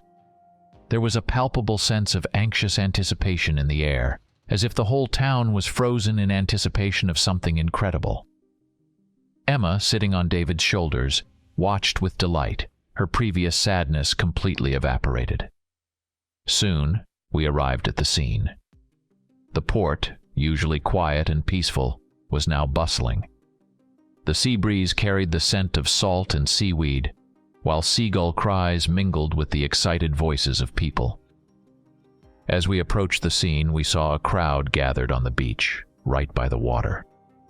Journalists with cameras and microphones were trying to get closer to the object of interest, while locals and tourists discussed their versions of what was happening. When we finally managed to squeeze through the crowd, we were met with a sight that was both awe-inspiring and bewildering. Lying on the sand amidst the crowd and equipment was a huge creature, resembling a squid, but its size and shape surpassed anything I had ever seen in books or documentaries. The creature's body was long and covered with numerous tentacles, arranged around its head. These tentacles were adorned with small suckers, and even lying motionless on the sand, they seemed incredibly powerful and capable of swift and precise movements. The creature's skin had a pale gray hue, with shimmering iridescence, as if woven from living water that absorbed light. The creature's eyes were closed, but their size and shape suggested that if open, they could have a deep and piercing gaze. The mouth, surrounded by tentacles, seemed incredibly large, capable of swallowing a whole fish in one gulp. Around the creature, there was a sense of astonishment and curiosity. Some of the present specialists discussed the possible origin of this squid-like giant, speculating that it could be an ancient inhabitant of the depths, the existence of which humanity had never suspected. Emma, still sitting on David's shoulders, couldn't hide her admiration. Her eyes widened with astonishment, and she whispered quietly, "He looks like the monsters from my sea adventure books." I was shocked as I looked at this creature. By the way, besides working in the shop, I was interested in marine zoology, whales, squids, sharks. All of that was interesting to me. I also studied mythological creatures, but this monster didn't fit any description I had seen. It seemed to be genuinely an extraterrestrial being, or perhaps a monster from the depths of the sea. People were actively taking photos of the creature, engaging in lively conversations about what was happening. However, over time, the interest began to wane, and the crowd gradually thinned out as everyone returned to their daily concerns. Emma's parents, the owners of the fish shop, found their daughter among the crowd and, thanking me for the company, took her back to their shop. While most people left, I stayed near the squid-like creature, circling it from all sides and capturing every detail on my phone camera. As I continued to circle and photograph this mysterious sea creature, I noticed that there was another person here besides me. It was an old man named Henry, a former fisherman known in our town for his stories of sea voyages and remarkable catches. To my surprise, I noticed that he had a knife in his hands. Approaching closer, I couldn't help but ask what he was planning to do. Henry looked at me with some surprise in his eyes and replied that he hadn't eaten whale meat in a long time and wanted to try a piece of this creature. His words made me freeze in horror, and I began to dissuade him, trying to explain that it could be dangerous and unethical. However, Henry was adamant. Deciding on what he wanted to cut off, he carefully sliced off a large piece of the creature's flesh, then put it in his bag. Smiling contentedly at me, he walked away, leaving me stunned by what had just happened. I stood there, unsure of how to react to such an act. My inner outrage mingled with bewilderment. After some time spent contemplating and taking final shots, I too decided to leave the scene, carrying with me a kaleidoscope of intertwined feelings and thoughts about what had just happened. The news of the strange creature washed up on the shore of our town did not die down among the residents all day long. People everywhere discussed the possible origin and fate of this marine giant. When I returned home, I found that the local news channels were broadcasting stories about the discovery, attracting not only the attention of the local population, but also generating interest in wider circles. Deciding to delve into the topic, I spent the evening scouring the internet for similar cases. I hoped to find some information that could shed light on the origin of the creature, but most of what I managed to find turned out to be either obvious fakes or stories about beached whales, which, while sometimes having unusual traits for ordinary people, were still far from the mystery of our squid-like monster. Among all this information, there were fascinating theories and assumptions, from scientific hypotheses about undiscovered species of deep-sea squids to fantastic ideas about aliens from other worlds. However, none of the stories I found had the same weight of credibility or confirmed evidence as our creature lying on the shore near our town. The next morning, still filled with impressions from the previous day, I decided to revisit the place where the strange creature was found. Several people had already gathered there, taking photos against the backdrop of the discovery, trying to immortalize this unusual moment. Among the attendees, I noticed a man in a business suit who was carefully examining the carcass. It was Michael Green, a representative of the City Hall responsible for public safety. Approaching him, I asked about the further actions regarding the carcass of this mysterious creature. Michael explained that the City Hall had decided to remove the carcass and transport it to another location for further study, and he was currently deciding on the best way to do it. After listening to him, I circled around the carcass again to take a few more shots and possibly discover something new. Firstly, I was surprised that the carcass showed no signs of decomposition. Usually, in such cases, an unbearable odor sets in. But here everything was different. There was a light sea fish smell in the air, which seemed unusual for an object of this size lying on land for over a day. Secondly, I noticed that someone had cut off another piece of this creature. A fresh cut was clearly visible on one side of the carcass. This find further intensified my concern. If Henry, the old fisherman, decided on such a step out of curiosity or nostalgia for long-forgotten tastes yesterday, then who could follow his example today, and why? As I closely examined the carcass, I suddenly heard a voice of indignation behind me. Who cut a piece off the body? Turning around, I saw a middle-aged woman. She was dressed in practical but worn-out clothing, which emphasized her professional interest in nature. Her hair, gathered in a messy bun, was slightly gray at the temples, and her face, covered with a light tan, showed both fatigue and curiosity. Binoculars and a small magnifying glass hung around her neck, indicating her readiness for observations and on-site research. I approached her and told her about yesterday's incident with the old man who decided to cut a piece of the creature's body for himself.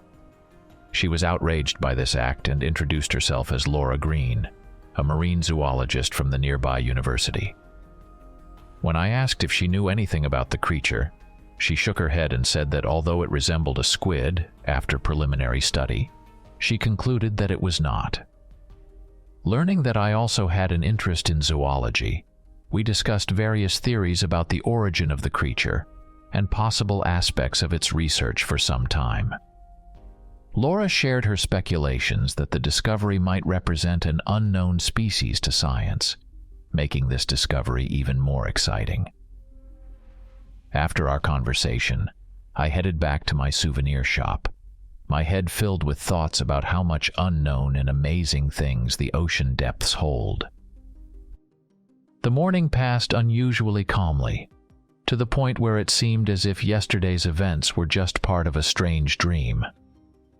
But when lunchtime came, I decided that I couldn't miss the chance to look at the carcass of the sea monster again. Approaching the spot where it lay, I saw a scene of complete chaos. A crane trying to lift the creature's body was clearly struggling. Workers ran around it, trying to somehow assist in this difficult task. Among them, I noticed the familiar zoologist Laura Green, who shouted to the workers with a concerned look to handle the carcass more carefully. Next to her stood a City Hall official, looking as puzzled as everyone else, awkwardly scratching his head, trying to find a solution to the current problem. Approaching closer, I asked him what was going on. He sighed and replied that the creature's body turned out to be so heavy that even a powerful crane couldn't lift and transport it to another location as planned. The situation seemed absurd. Science was faced with something that ordinary machinery couldn't handle. After observing the situation for some time and realizing that all attempts to lift the carcass had been unsuccessful, I saw the crane finally drive away, leaving the sea creature lying in the same place. Realizing that my help here was pointless and wouldn't change the situation anyway, I decided to return to my shop. The next morning, as had become my tradition in recent days, I decided to head to the shore again. Approaching the spot where the carcass of the sea monster lay, I saw a group of people gathered around it. Among them were the familiar City Hall official and zoologist Laura, who were discussing something with obvious concern. When I approached closer, a disheartening sight unfolded before my eyes. A large portion of the monster's body had been gnawed at, or rather neatly cut off. It seemed that there was much less left of the carcass than before. Approaching Laura, I asked, "What happened here?" She replied with noticeable concern in her voice. "This morning we discovered that large chunks of meat had been cut from the carcass. But the problem is we haven't finished our research yet, and there are concerns that the body could be poisonous. We're very worried that someone might have taken this meat for consumption." Her words made me frown, immediately conjuring up the image of that old man. However, the volume of stolen meat indicated that there would have been enough to feed the whole town. After some brief reflection and discussion, I decided it was time to return to my shop. Thoughts swirled in my head about the possible consequences of such a risky act and what measures should be taken next. When I returned to my shop, opened it, and found no customers yet, I began to yawn and picked up a book to read. It wasn't long before Emma came to the door. She greeted me and settled into a chair, sadness evident on her face once again. "What happened this time?" I asked her, setting the book aside. "Mom and Dad are eating squid, and they won't share with me," she replied sadly. "What are they eating?" I asked, surprised. "Squid from the shore," she repeated. At that moment I jumped up, seized by sudden alarm, and told Emma I'd be back soon, instructing her to stay in the shop for now. Bursting out of the store, I headed straight to Emma's family's fish shop. Entering the shop, I saw Emma's parents, who were clearly enjoying some dish made of meat. They sat at the table, and in front of them on a plate lay pieces undoubtedly of that same squid from the shore. They looked at me in surprise, and then Emily's father, whose name was Phil, with his mouth full, asked, Hey Jack, what's up? Do you want to eat too?" "We still have some left," he said, pointing to the pot on the stove filled with white meat. "Have you lost your minds?" I couldn't help but exclaim. "This is meat from a corpse of an unknown animal, and what if it's poisoned?" The husband and wife exchanged surprised glances, and then laughed. "Oh, Jack, what are you talking about? Aren't you up to date on town affairs?" "Old man Henry, he tried it first, and he's still alive. Even better, he's gained weight and looks younger. And most importantly, this meat is incredibly delicious. I've never tasted anything like it," said Phil, while his wife nodded in agreement with her mouth full. "And anyway, the whole town is already eating this meat, and it's completely free. Old man Henry says it's just a regular squid, so you can eat it without worrying. Maybe you want to try it too?" He offered me a piece, but something inside me told me to refuse. I shook my head negatively and asked, "So the whole town is eating meat from an unknown creature?" "Yes, that's right," Phil replied. I sighed wearily and left the store. Strange people we have in town, simple and good-natured. If only someone would doubt the words of an ordinary old man. When I returned to my shop, I saw Emma sitting in the chair, reading a book. I sat down next to her and said, "Emma, can you promise me one thing?" She looked up from her book and glanced at me. "Never, under any circumstances, eat this meat, okay?" She looked at me with surprise, and with the words, "Okay, Mr. Morrow, I promise," she resumed reading. I nodded in satisfaction. At least the child wouldn't suffer from this madness. The remaining part of the day passed unusually calmly. At dawn the next day, I felt the urge to visit the shore again, and there I found Professor Green, who was looking at what was left of the sea monster with noticeable bewilderment. Now before us lay an almost completely exposed skeleton. Approaching closer, I carefully examined the skeleton, which now reminded me of the hoop of a broken umbrella when the fabric is detached, leaving only the frame and spokes. "I see the locals have taken away the remaining meat," I said, to which the scientist nodded resignedly. Looking at her, I felt sorry for her, and I continued, "Well, maybe it's for the best. Now we can examine the skeleton, and as you can see, this creature couldn't have been a squid." "Yes, it lacks a gladius," she said. "It's the complete skeleton of a mammal or reptile, whereas squids have a gladius-shaped skeleton, somewhat resembling a knife. And you know what's most astonishing? This skeleton is incredibly heavy. I tried to move it, but I couldn't. And what do you say about the fact that the whole town is now feasting on the meat of this creature?" I asked. "Yes, I've heard about it. The local doctor examined one of those who tried the meat and found no signs of poisoning or anything abnormal. I think this time we got lucky, and people's foolishness will go unpunished." This information somewhat reassured me. I watched as the professor took photographs and measurements when suddenly someone called out to me. I turned around and saw my friend David standing on the waterfront, waving to me. I bid farewell to the professor and headed toward my friend. When I approached him, I saw that he was nibbling on a piece of white dried meat. This infuriated me, and I gave him a slap. He exclaimed, touching his head, "What's gotten into you? Why did you do that?" he asked. "Are you so hungry that you have to eat whatever comes your way?" I asked irritably. "Come on, it's just delicious.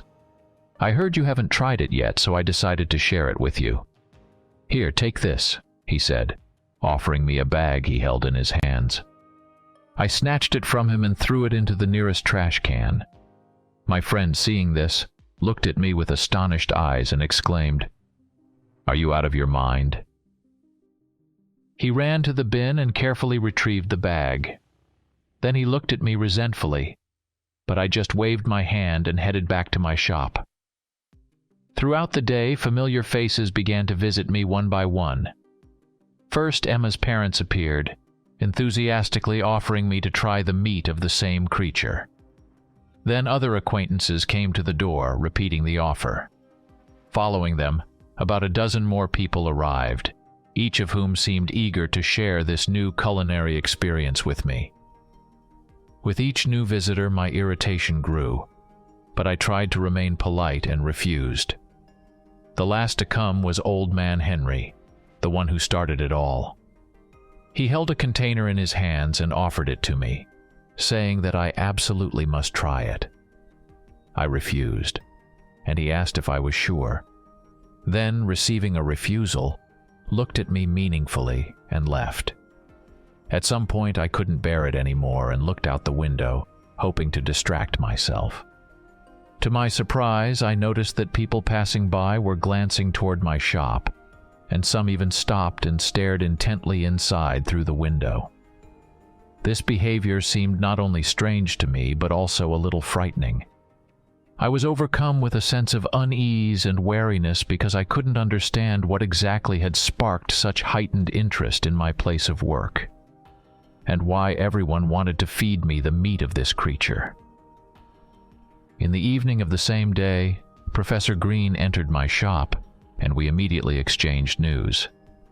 She told me that throughout the day, she had been repeatedly offered to try the meat of the same sea creature. I didn't hide my surprise, and shared with her that I had encountered the same situation. Still, despite all the kindness of our townsfolk, this behavior seemed strange to me, Professor Green concluded, and I couldn't disagree with her. In the evening, after returning home, I had dinner and was about to wash the dishes when suddenly I heard noise from the yard. Turning on the lights, I looked outside but didn't see anyone there.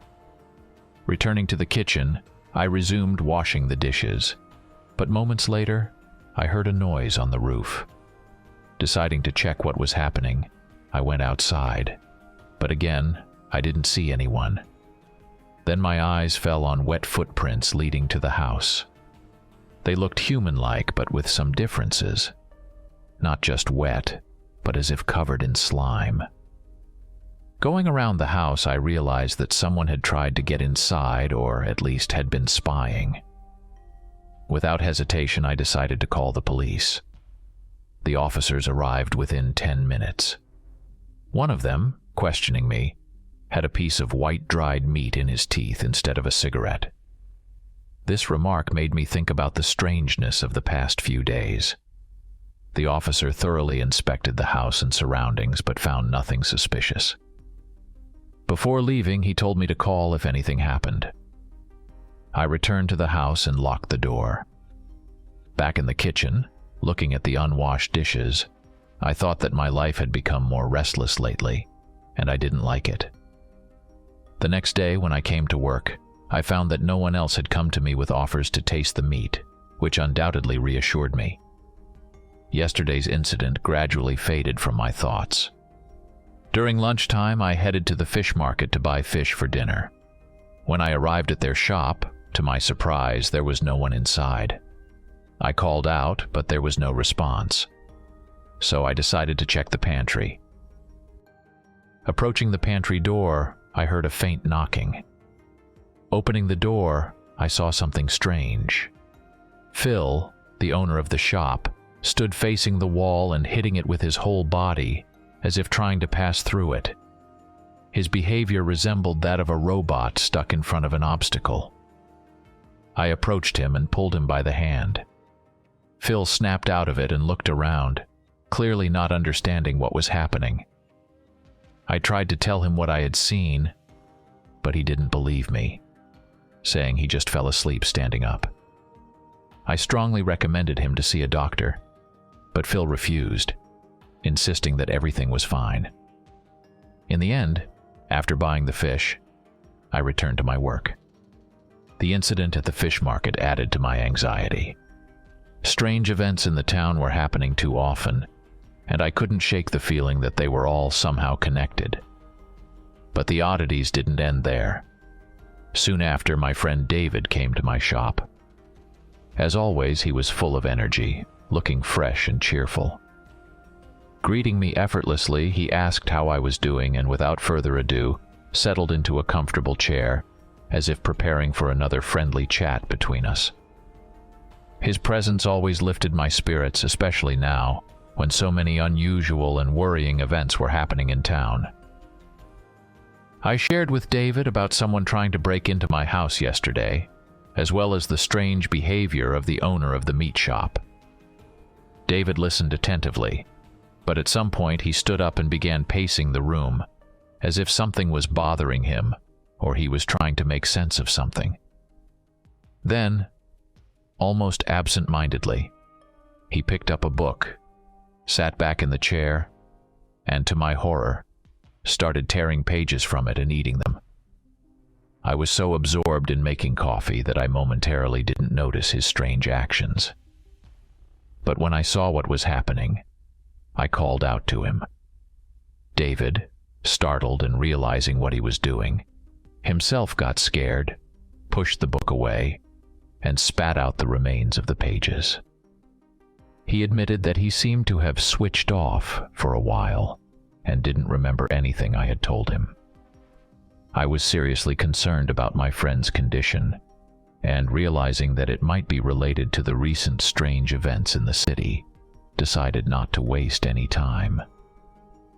Closing the shop, I drove David to the clinic. Fortunately, he was so frightened by his inexplicable behavior that he didn't object to going to the hospital. After visiting the doctor, who found nothing strange in David's condition, my worry only intensified. Returning back, I encountered even more strange phenomena. Despite it being midsummer, a couple was dressed in winter coats and hats, as if they felt cold in the midst of summer heat. As we drove further, we came across a group of young people whose actions seemed even more inexplicable. Some were laughing hysterically, while others in their vicinity were crying as if experiencing deep sadness. This kaleidoscope of emotions created the impression that the whole city was under the influence of some kind of drug. David, observing this spectacle, was equally stunned and frightened, especially recalling his own unusual behavior. I took him home, trying to reassure and encourage him, but I myself felt that what was happening exceeded all normal bounds. Back at the shop, I immersed myself in thoughts about how all these strange events could be connected. Was it an outbreak of some new disease, psychological influence, or something else? After work, I decided to take a short walk to the shore to see what was left of that sea monster. However, upon arrival, I found that there was no trace of the creature. Instead, there were police officers and Miss Green, who were carefully examining the place where the skeleton had previously lain. Approaching closer, I asked what was going on. Miss Green, with a serious expression, replied that the skeleton had simply disappeared in the middle of the day. She shared that they completely did not understand how this could have happened, especially considering that previously they couldn't move it from its place even with a crane. This information only added to the fog in the already confusing situation. The next day, to my surprise, all the strangeness that had engulfed the city suddenly ceased, and life returned to its usual course. The sun rose as usual, and with its first rays, the inexplicable anxiety that had hung in the air for the past few days vanished. People went back to their work, children to schools and playgrounds, and the streets of the city were filled with familiar hustle and bustle. Although I greeted the return to normal life with relief, I still couldn't shake off my doubts. Deep down, there remained a concern that the unusual events might repeat themselves. But the days that followed proved that everything was left behind. The city was living its usual life again. People were back to their daily routines, and there were no signs of unusual behavior anymore. With each passing day, my worry diminished, and I began to accept what had happened as a strange anomaly, leaving behind more questions than answers. But unfortunately, the peaceful days didn't last long. After 2 weeks since the disappearance of the skeleton, a new disaster struck the city. People started to go missing. Everywhere on the poles, you could see the faces of the missing ones. A couple of people disappeared a day, and this happened in different parts of the city. This greatly alarmed me. Besides, I noticed strange behavior from my acquaintances and friends. David, always cheerful, walked with a grim face, constantly avoiding communication. The couple from the fish shop also became more hostile. Only Emma still came to me, but it was clear that she also had problems. Once I decided to ask her, she said that her parents had become different. I didn't understand the answer, but she didn't want to say anything else. At night, staying late at work, I headed home. The streets were empty and quiet. Only rare lanterns illuminated my way through the night darkness. The city seemed completely different at this time. Shadows from trees and buildings fell on the sidewalks, creating an illusion of movement. The air was cool and fresh, and the silence was so deep that every rustle could be heard. Walking down the street, I suddenly felt like someone was watching me. My heart began to beat faster, and I turned around sharply, but didn't see anyone behind me. Memories of recent strange events instantly flashed through my mind, and I scolded myself for cowardice, deciding that my imagination was playing a cruel joke on me. My house was just a few blocks away from work, and I usually preferred to walk, enjoying the quietness of the night. But today, this habit turned against me. As I approached my house, the inner feeling made me nervous again. It seemed like someone was watching me again. At that moment, the streetlight suddenly went out, plunging me into absolute darkness. Looking around, I saw numerous silhouettes just standing and staring at me. They didn't move or make a sound, but their presence filled me with indescribable horror. I broke out in a cold sweat, and at that moment my only desire was to get home as quickly as possible. Without hesitation, I ran, not looking back. No one was chasing me, but fear made my legs move faster than ever. Bursting into the house, I locked the door with trembling hands, trying to calm my pounding heart. Safe inside my home, I tried to catch my breath, still not believing what had happened on the street. After locking myself in the house, I decided to peek outside through the window to make sure the danger had passed. Peering into the night, I didn't spot a single sign of those silhouettes that had frightened me just a few minutes ago. The street was empty and silent, as if nothing had happened. I could barely calm down after the shock I had experienced, and I tried to make sense of what had happened. The thought of calling the police briefly crossed my mind, but I dismissed it as foolish. After all, no one had directly threatened me, and explaining the unexplainable over the phone seemed even more absurd. Deciding it was better to be safe than sorry, I carefully checked all the locks on the doors, making sure my home was my fortress. Then, trying to distract myself from unpleasant thoughts, I had dinner, although my appetite was far from normal. After dinner, I went to bed hoping that sleep would help me forget this strange and troubling evening. Deep down, I was still searching for a logical explanation for what had happened. But fatigue from a long day took its toll, and I fell asleep, hoping for a peaceful and undisturbed night after all the turmoil. Something suddenly woke me up in the middle of the night. At first, I heard noise from the lower floor, then followed by the loud sound of broken glass.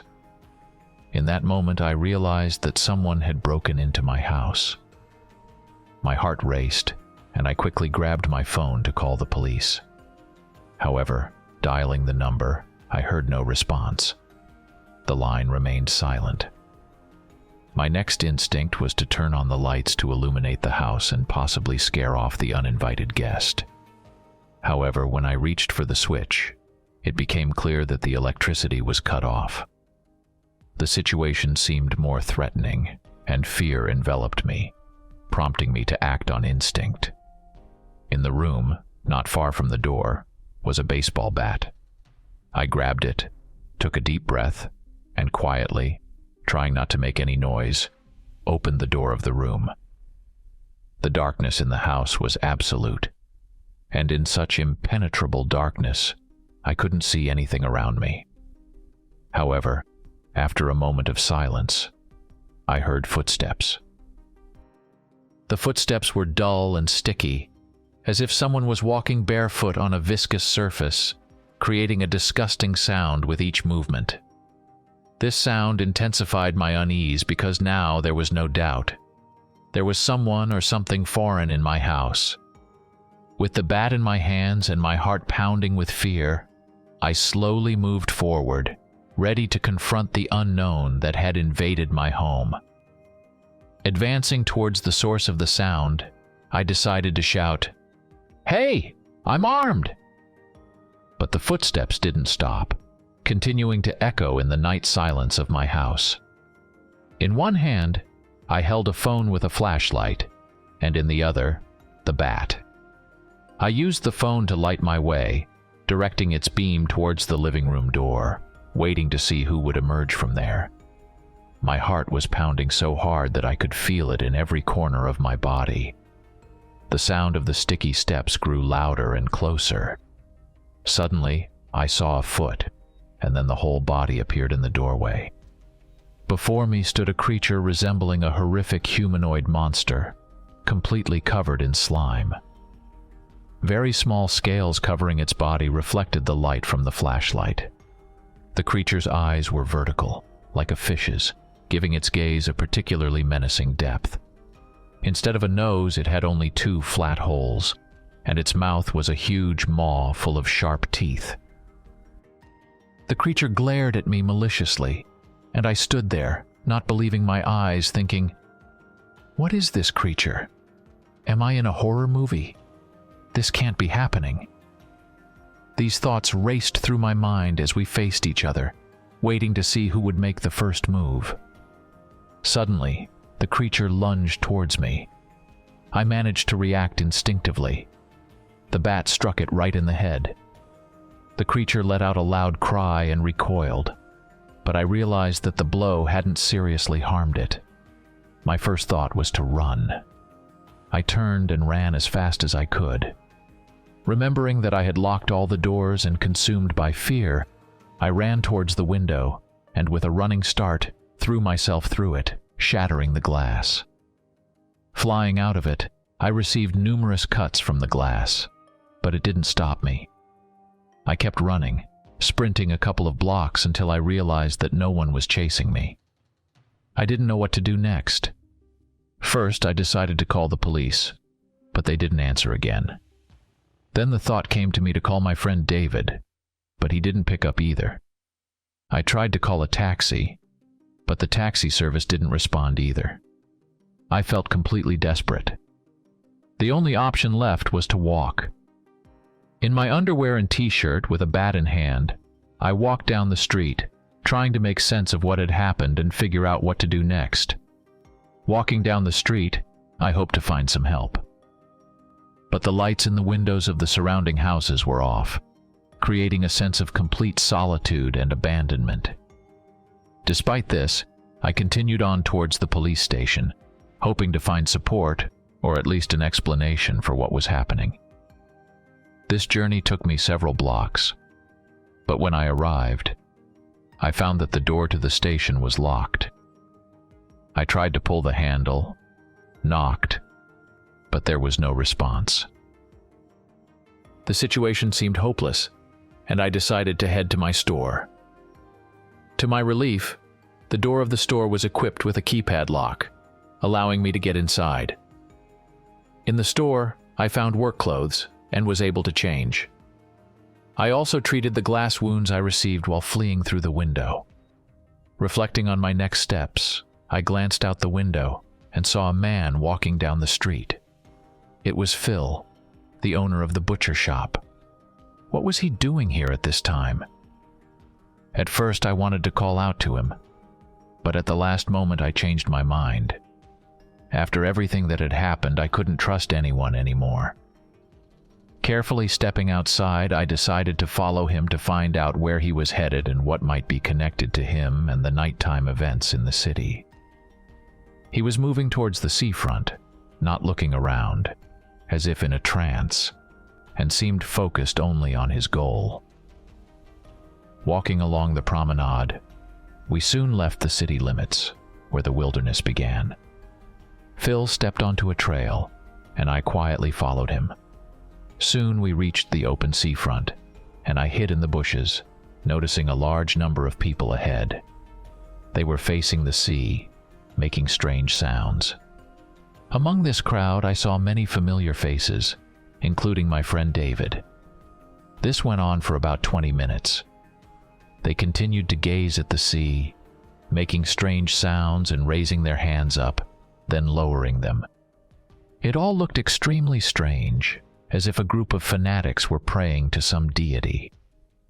Then I noticed them starting to turn around and head back to the city. I deepened into the bushes to remain unnoticed. One by one they left, and in the moonlight I saw their faces. They were all there. Police officers, firefighters, doctors, lawyers, city workers. The whole local community was here. After they left, I stepped out onto the beach to see what they might have seen there, but I found nothing unusual.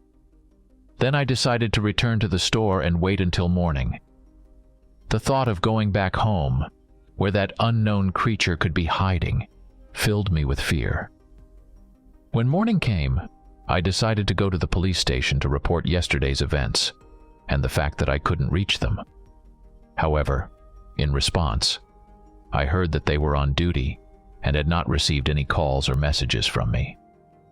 This surprised me. I wanted to object, but they seemed completely uninvolved in what was happening, behaving as if they really knew nothing. Good actors, I thought to myself. Then I asked them to come with me to my house to check the situation on the spot.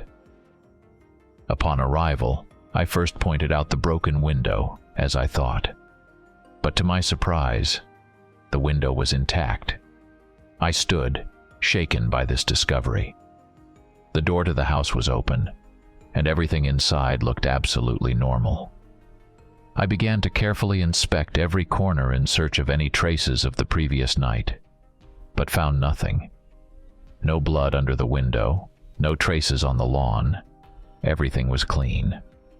The police officers, observing my actions, looked at me with disapproval. After a brief silence, they advised me to see a doctor or simply get some rest, suggesting that everything that had happened could be the product of my imagination or stress. I didn't argue with them. Instead, I just walked into the house and collapsed onto the bed.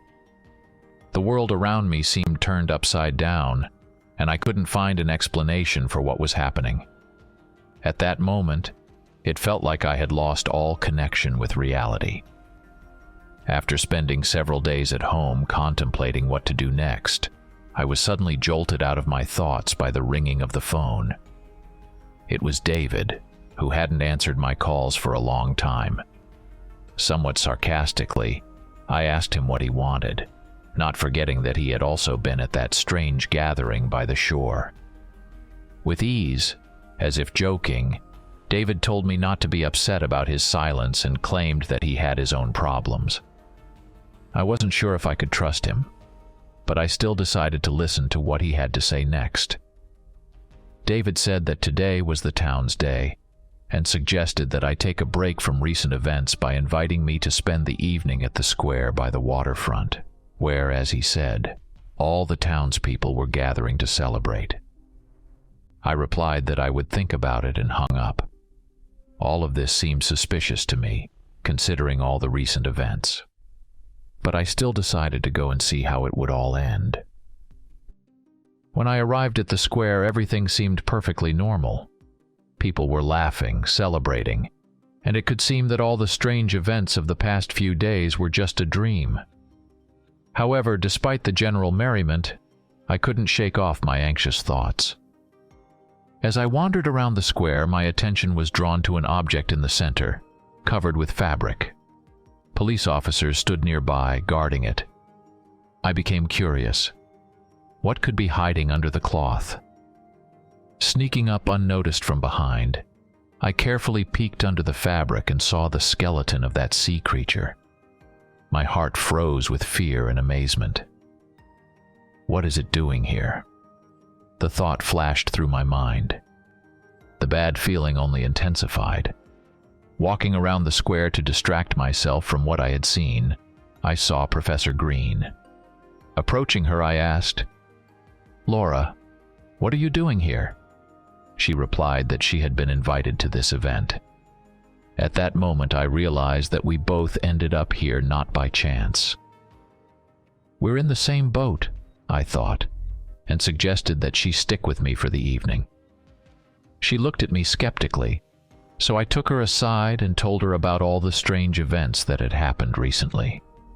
Yes, I saw that sparkle in her eyes, as if she were looking at a madman, but I pointed to the center of the square, saying that there was a skeleton hidden there, which had disappeared recently. She decided to check it out and quietly slipped away. Soon she returned. "Yes, you're right about the skeleton, but everything else sounds like nonsense. Please don't be offended," she said. "Laura, please believe me. Yes, it all sounds fantastic, but I'm in my right mind. It can be dangerous here. Let's do this. At least we'll move closer to the exit, in case something unexpected happens." She looked at me for a long time and still agreed. We headed towards the edge of the square, where there were much fewer people. As we walked, someone pulled me from behind by my t-shirt. I turned around and saw that it was Emma. I squatted down and asked her what she was doing here. She said she was lost. I stood up, looked around, but didn't see her parents. Then I asked her if she wanted to stay with me for a while. She nodded in agreement. Then I put her on my shoulders and we walked closer to the exit. Suddenly, everything on the square fell silent, and everyone turned their attention to the platform in the center of the square. To my surprise, it wasn't the mayor who ascended it, but old Henry. His appearance raised a multitude of questions. What was he doing here? And why was he leading this gathering? Noticing the bandage along his ear, I realized he was injured. Memories of the night attack flashed through my mind, and I couldn't help but think about the possible connection between these events. Before Henry began his speech, I asked Emma if she kept her promise not to eat the meat of that creature. She confidently replied, "Of course, Mr. Morrow, not a crumb." This reassured me somewhat, but I still felt on edge, sensing that something was about to happen. Finally, Henry began his speech. He talked about many things: the founding of the town, the worthiness of its people, and their unique opportunity. According to him, almost everyone had already seized this opportunity, and a bright future awaited them in the depths of the sea, where they would create a new civilization. But, he said, to achieve this, they needed to eliminate all witnesses. Listening to him, I felt Laura looking at me with a question in her eyes, as if asking what this old man was up to. I didn't answer, but as Henry's speech continued, I began to vaguely understand his intentions. Realizing the danger we were all in, I knew it was time for us to run away immediately. But before I could move, Henry waved his hand, and the cloth covering the skeleton was pulled away, revealing what was underneath. Everyone sighed and applauded, and then Henry said, "Let the new era begin," and emitted a terrible sound, similar to the sound of a vortex forming in the water when it enters an opening. After that, his body began to shake and be covered in slime. His nose, eyes, and mouth started to deform. Scales began to appear all over his body. Suddenly, people in the square began to do the same thing. I heard rare screams. They were ordinary people just like me, witnessing this madness. Suddenly, I felt something slippery sliding down my neck. Emma was sitting there. I realized what had happened, and with thoughts, "Oh no, Emma," I asked, felt pain. She grabbed my ear and almost tore it off. I bent down with force and pushed her away. She deftly rolled over and, looking at me, hissed. She turned into the same monster. I reacted quickly, grabbing Miss Green by the hand. We rushed away from the square. A chase ensued. Soon I found that all exits and driveways were blocked by cars and fences. In my mind flashed the thought, when did they manage to do this? At that moment, looking around for a way to escape, I noticed that the door to the town hall was left open. Without hesitation, I dashed inside with Laura. It was a 4-story building, and it seemed that inside it, we could find shelter. As soon as we burst inside, I tried to block the door behind us, but it was fixed and wouldn't budge. Then we ran up the stairs to the upper floors, trying to escape from our pursuers. As I ascended the stairs, I heard Laura scream from behind me. Turning around, I saw her stumble and fall, with one of those creatures already running towards her. Reacting quickly, I turned around and sent the creature back down the stairs with a powerful kick. Then I helped Professor Green to her feet, and we continued our ascent. With each step, there was a sense of despair, but at the same time, a determination to do everything possible to escape from this nightmare. We kept climbing higher and higher, trying to find a safe place or at least take a breather to come up with a plan of action. But Emma, or whatever that creature she had turned into, was very fast. She skillfully traversed the gaps in the stairs on all fours and leaped onto my back when we reached the entrance to the roof. Laura opened the door, and I dashed inside with the monster on my back. I ran across the roof trying to shake her off. She scratched my back and bit me with her sharp teeth. I struggled with all my might. When I was on the edge of the roof, my shirt tore, and Emma flew down from the 4th floor. I thought she would crash, but in flight, she caught onto a branch, which softened her fall. But it was evident that she had injured her leg. She looked up at me with hatred and wanted to climb back onto the roof. I looked back and saw Laura standing by the door. Apparently, she had closed it. These creatures were trying to break in. I already began to think that our end was near, but then unexpectedly a horn sounded, and all the creatures in the square, as well as Emma, turned their heads and hurried towards the center of the square, where several of them were already standing, pulling ropes attached to the skeleton. They were heading towards the sea. Laura approached me, and together we watched the outcome. Thousands of monsters plunged into the ocean and swam into its depths. I sat and watched this scene with mixed feelings. On the one hand, I survived. On the other hand, all my friends, all these people changed, turned into monsters. What would happen to them next? I didn't know. A bitter sense of loss burned inside me. Soon we descended in search of survivors, but there were none. Then we found means of communication and called the state police. While awaiting assistance, I made my way to the seashore. Standing before the vast ocean, I felt completely lost. My entire familiar world had collapsed, leaving me alone with the vast emptiness before my eyes and an existential crisis in my heart. The events of the past few days overwhelmed me in waves, each of which took away a piece of my former self. The feeling of loss, the fear of the unknown, and the disappointment in my own helplessness in the face of the unknown made me reassess everything I believed in. Questions about the future, about the meaning of what was happening, and about how to move forward merged into a single roar of the surf, which reached me from below. I searched for answers, but the ocean remained silent, reflecting only my own anxiety. At that moment, I realized that the life I knew had ended, and I was faced with the task of rebuilding it on new foundations, with a new understanding of the world and my own place in it. But before that, I had to pass through the darkness of the present moment to find the light again.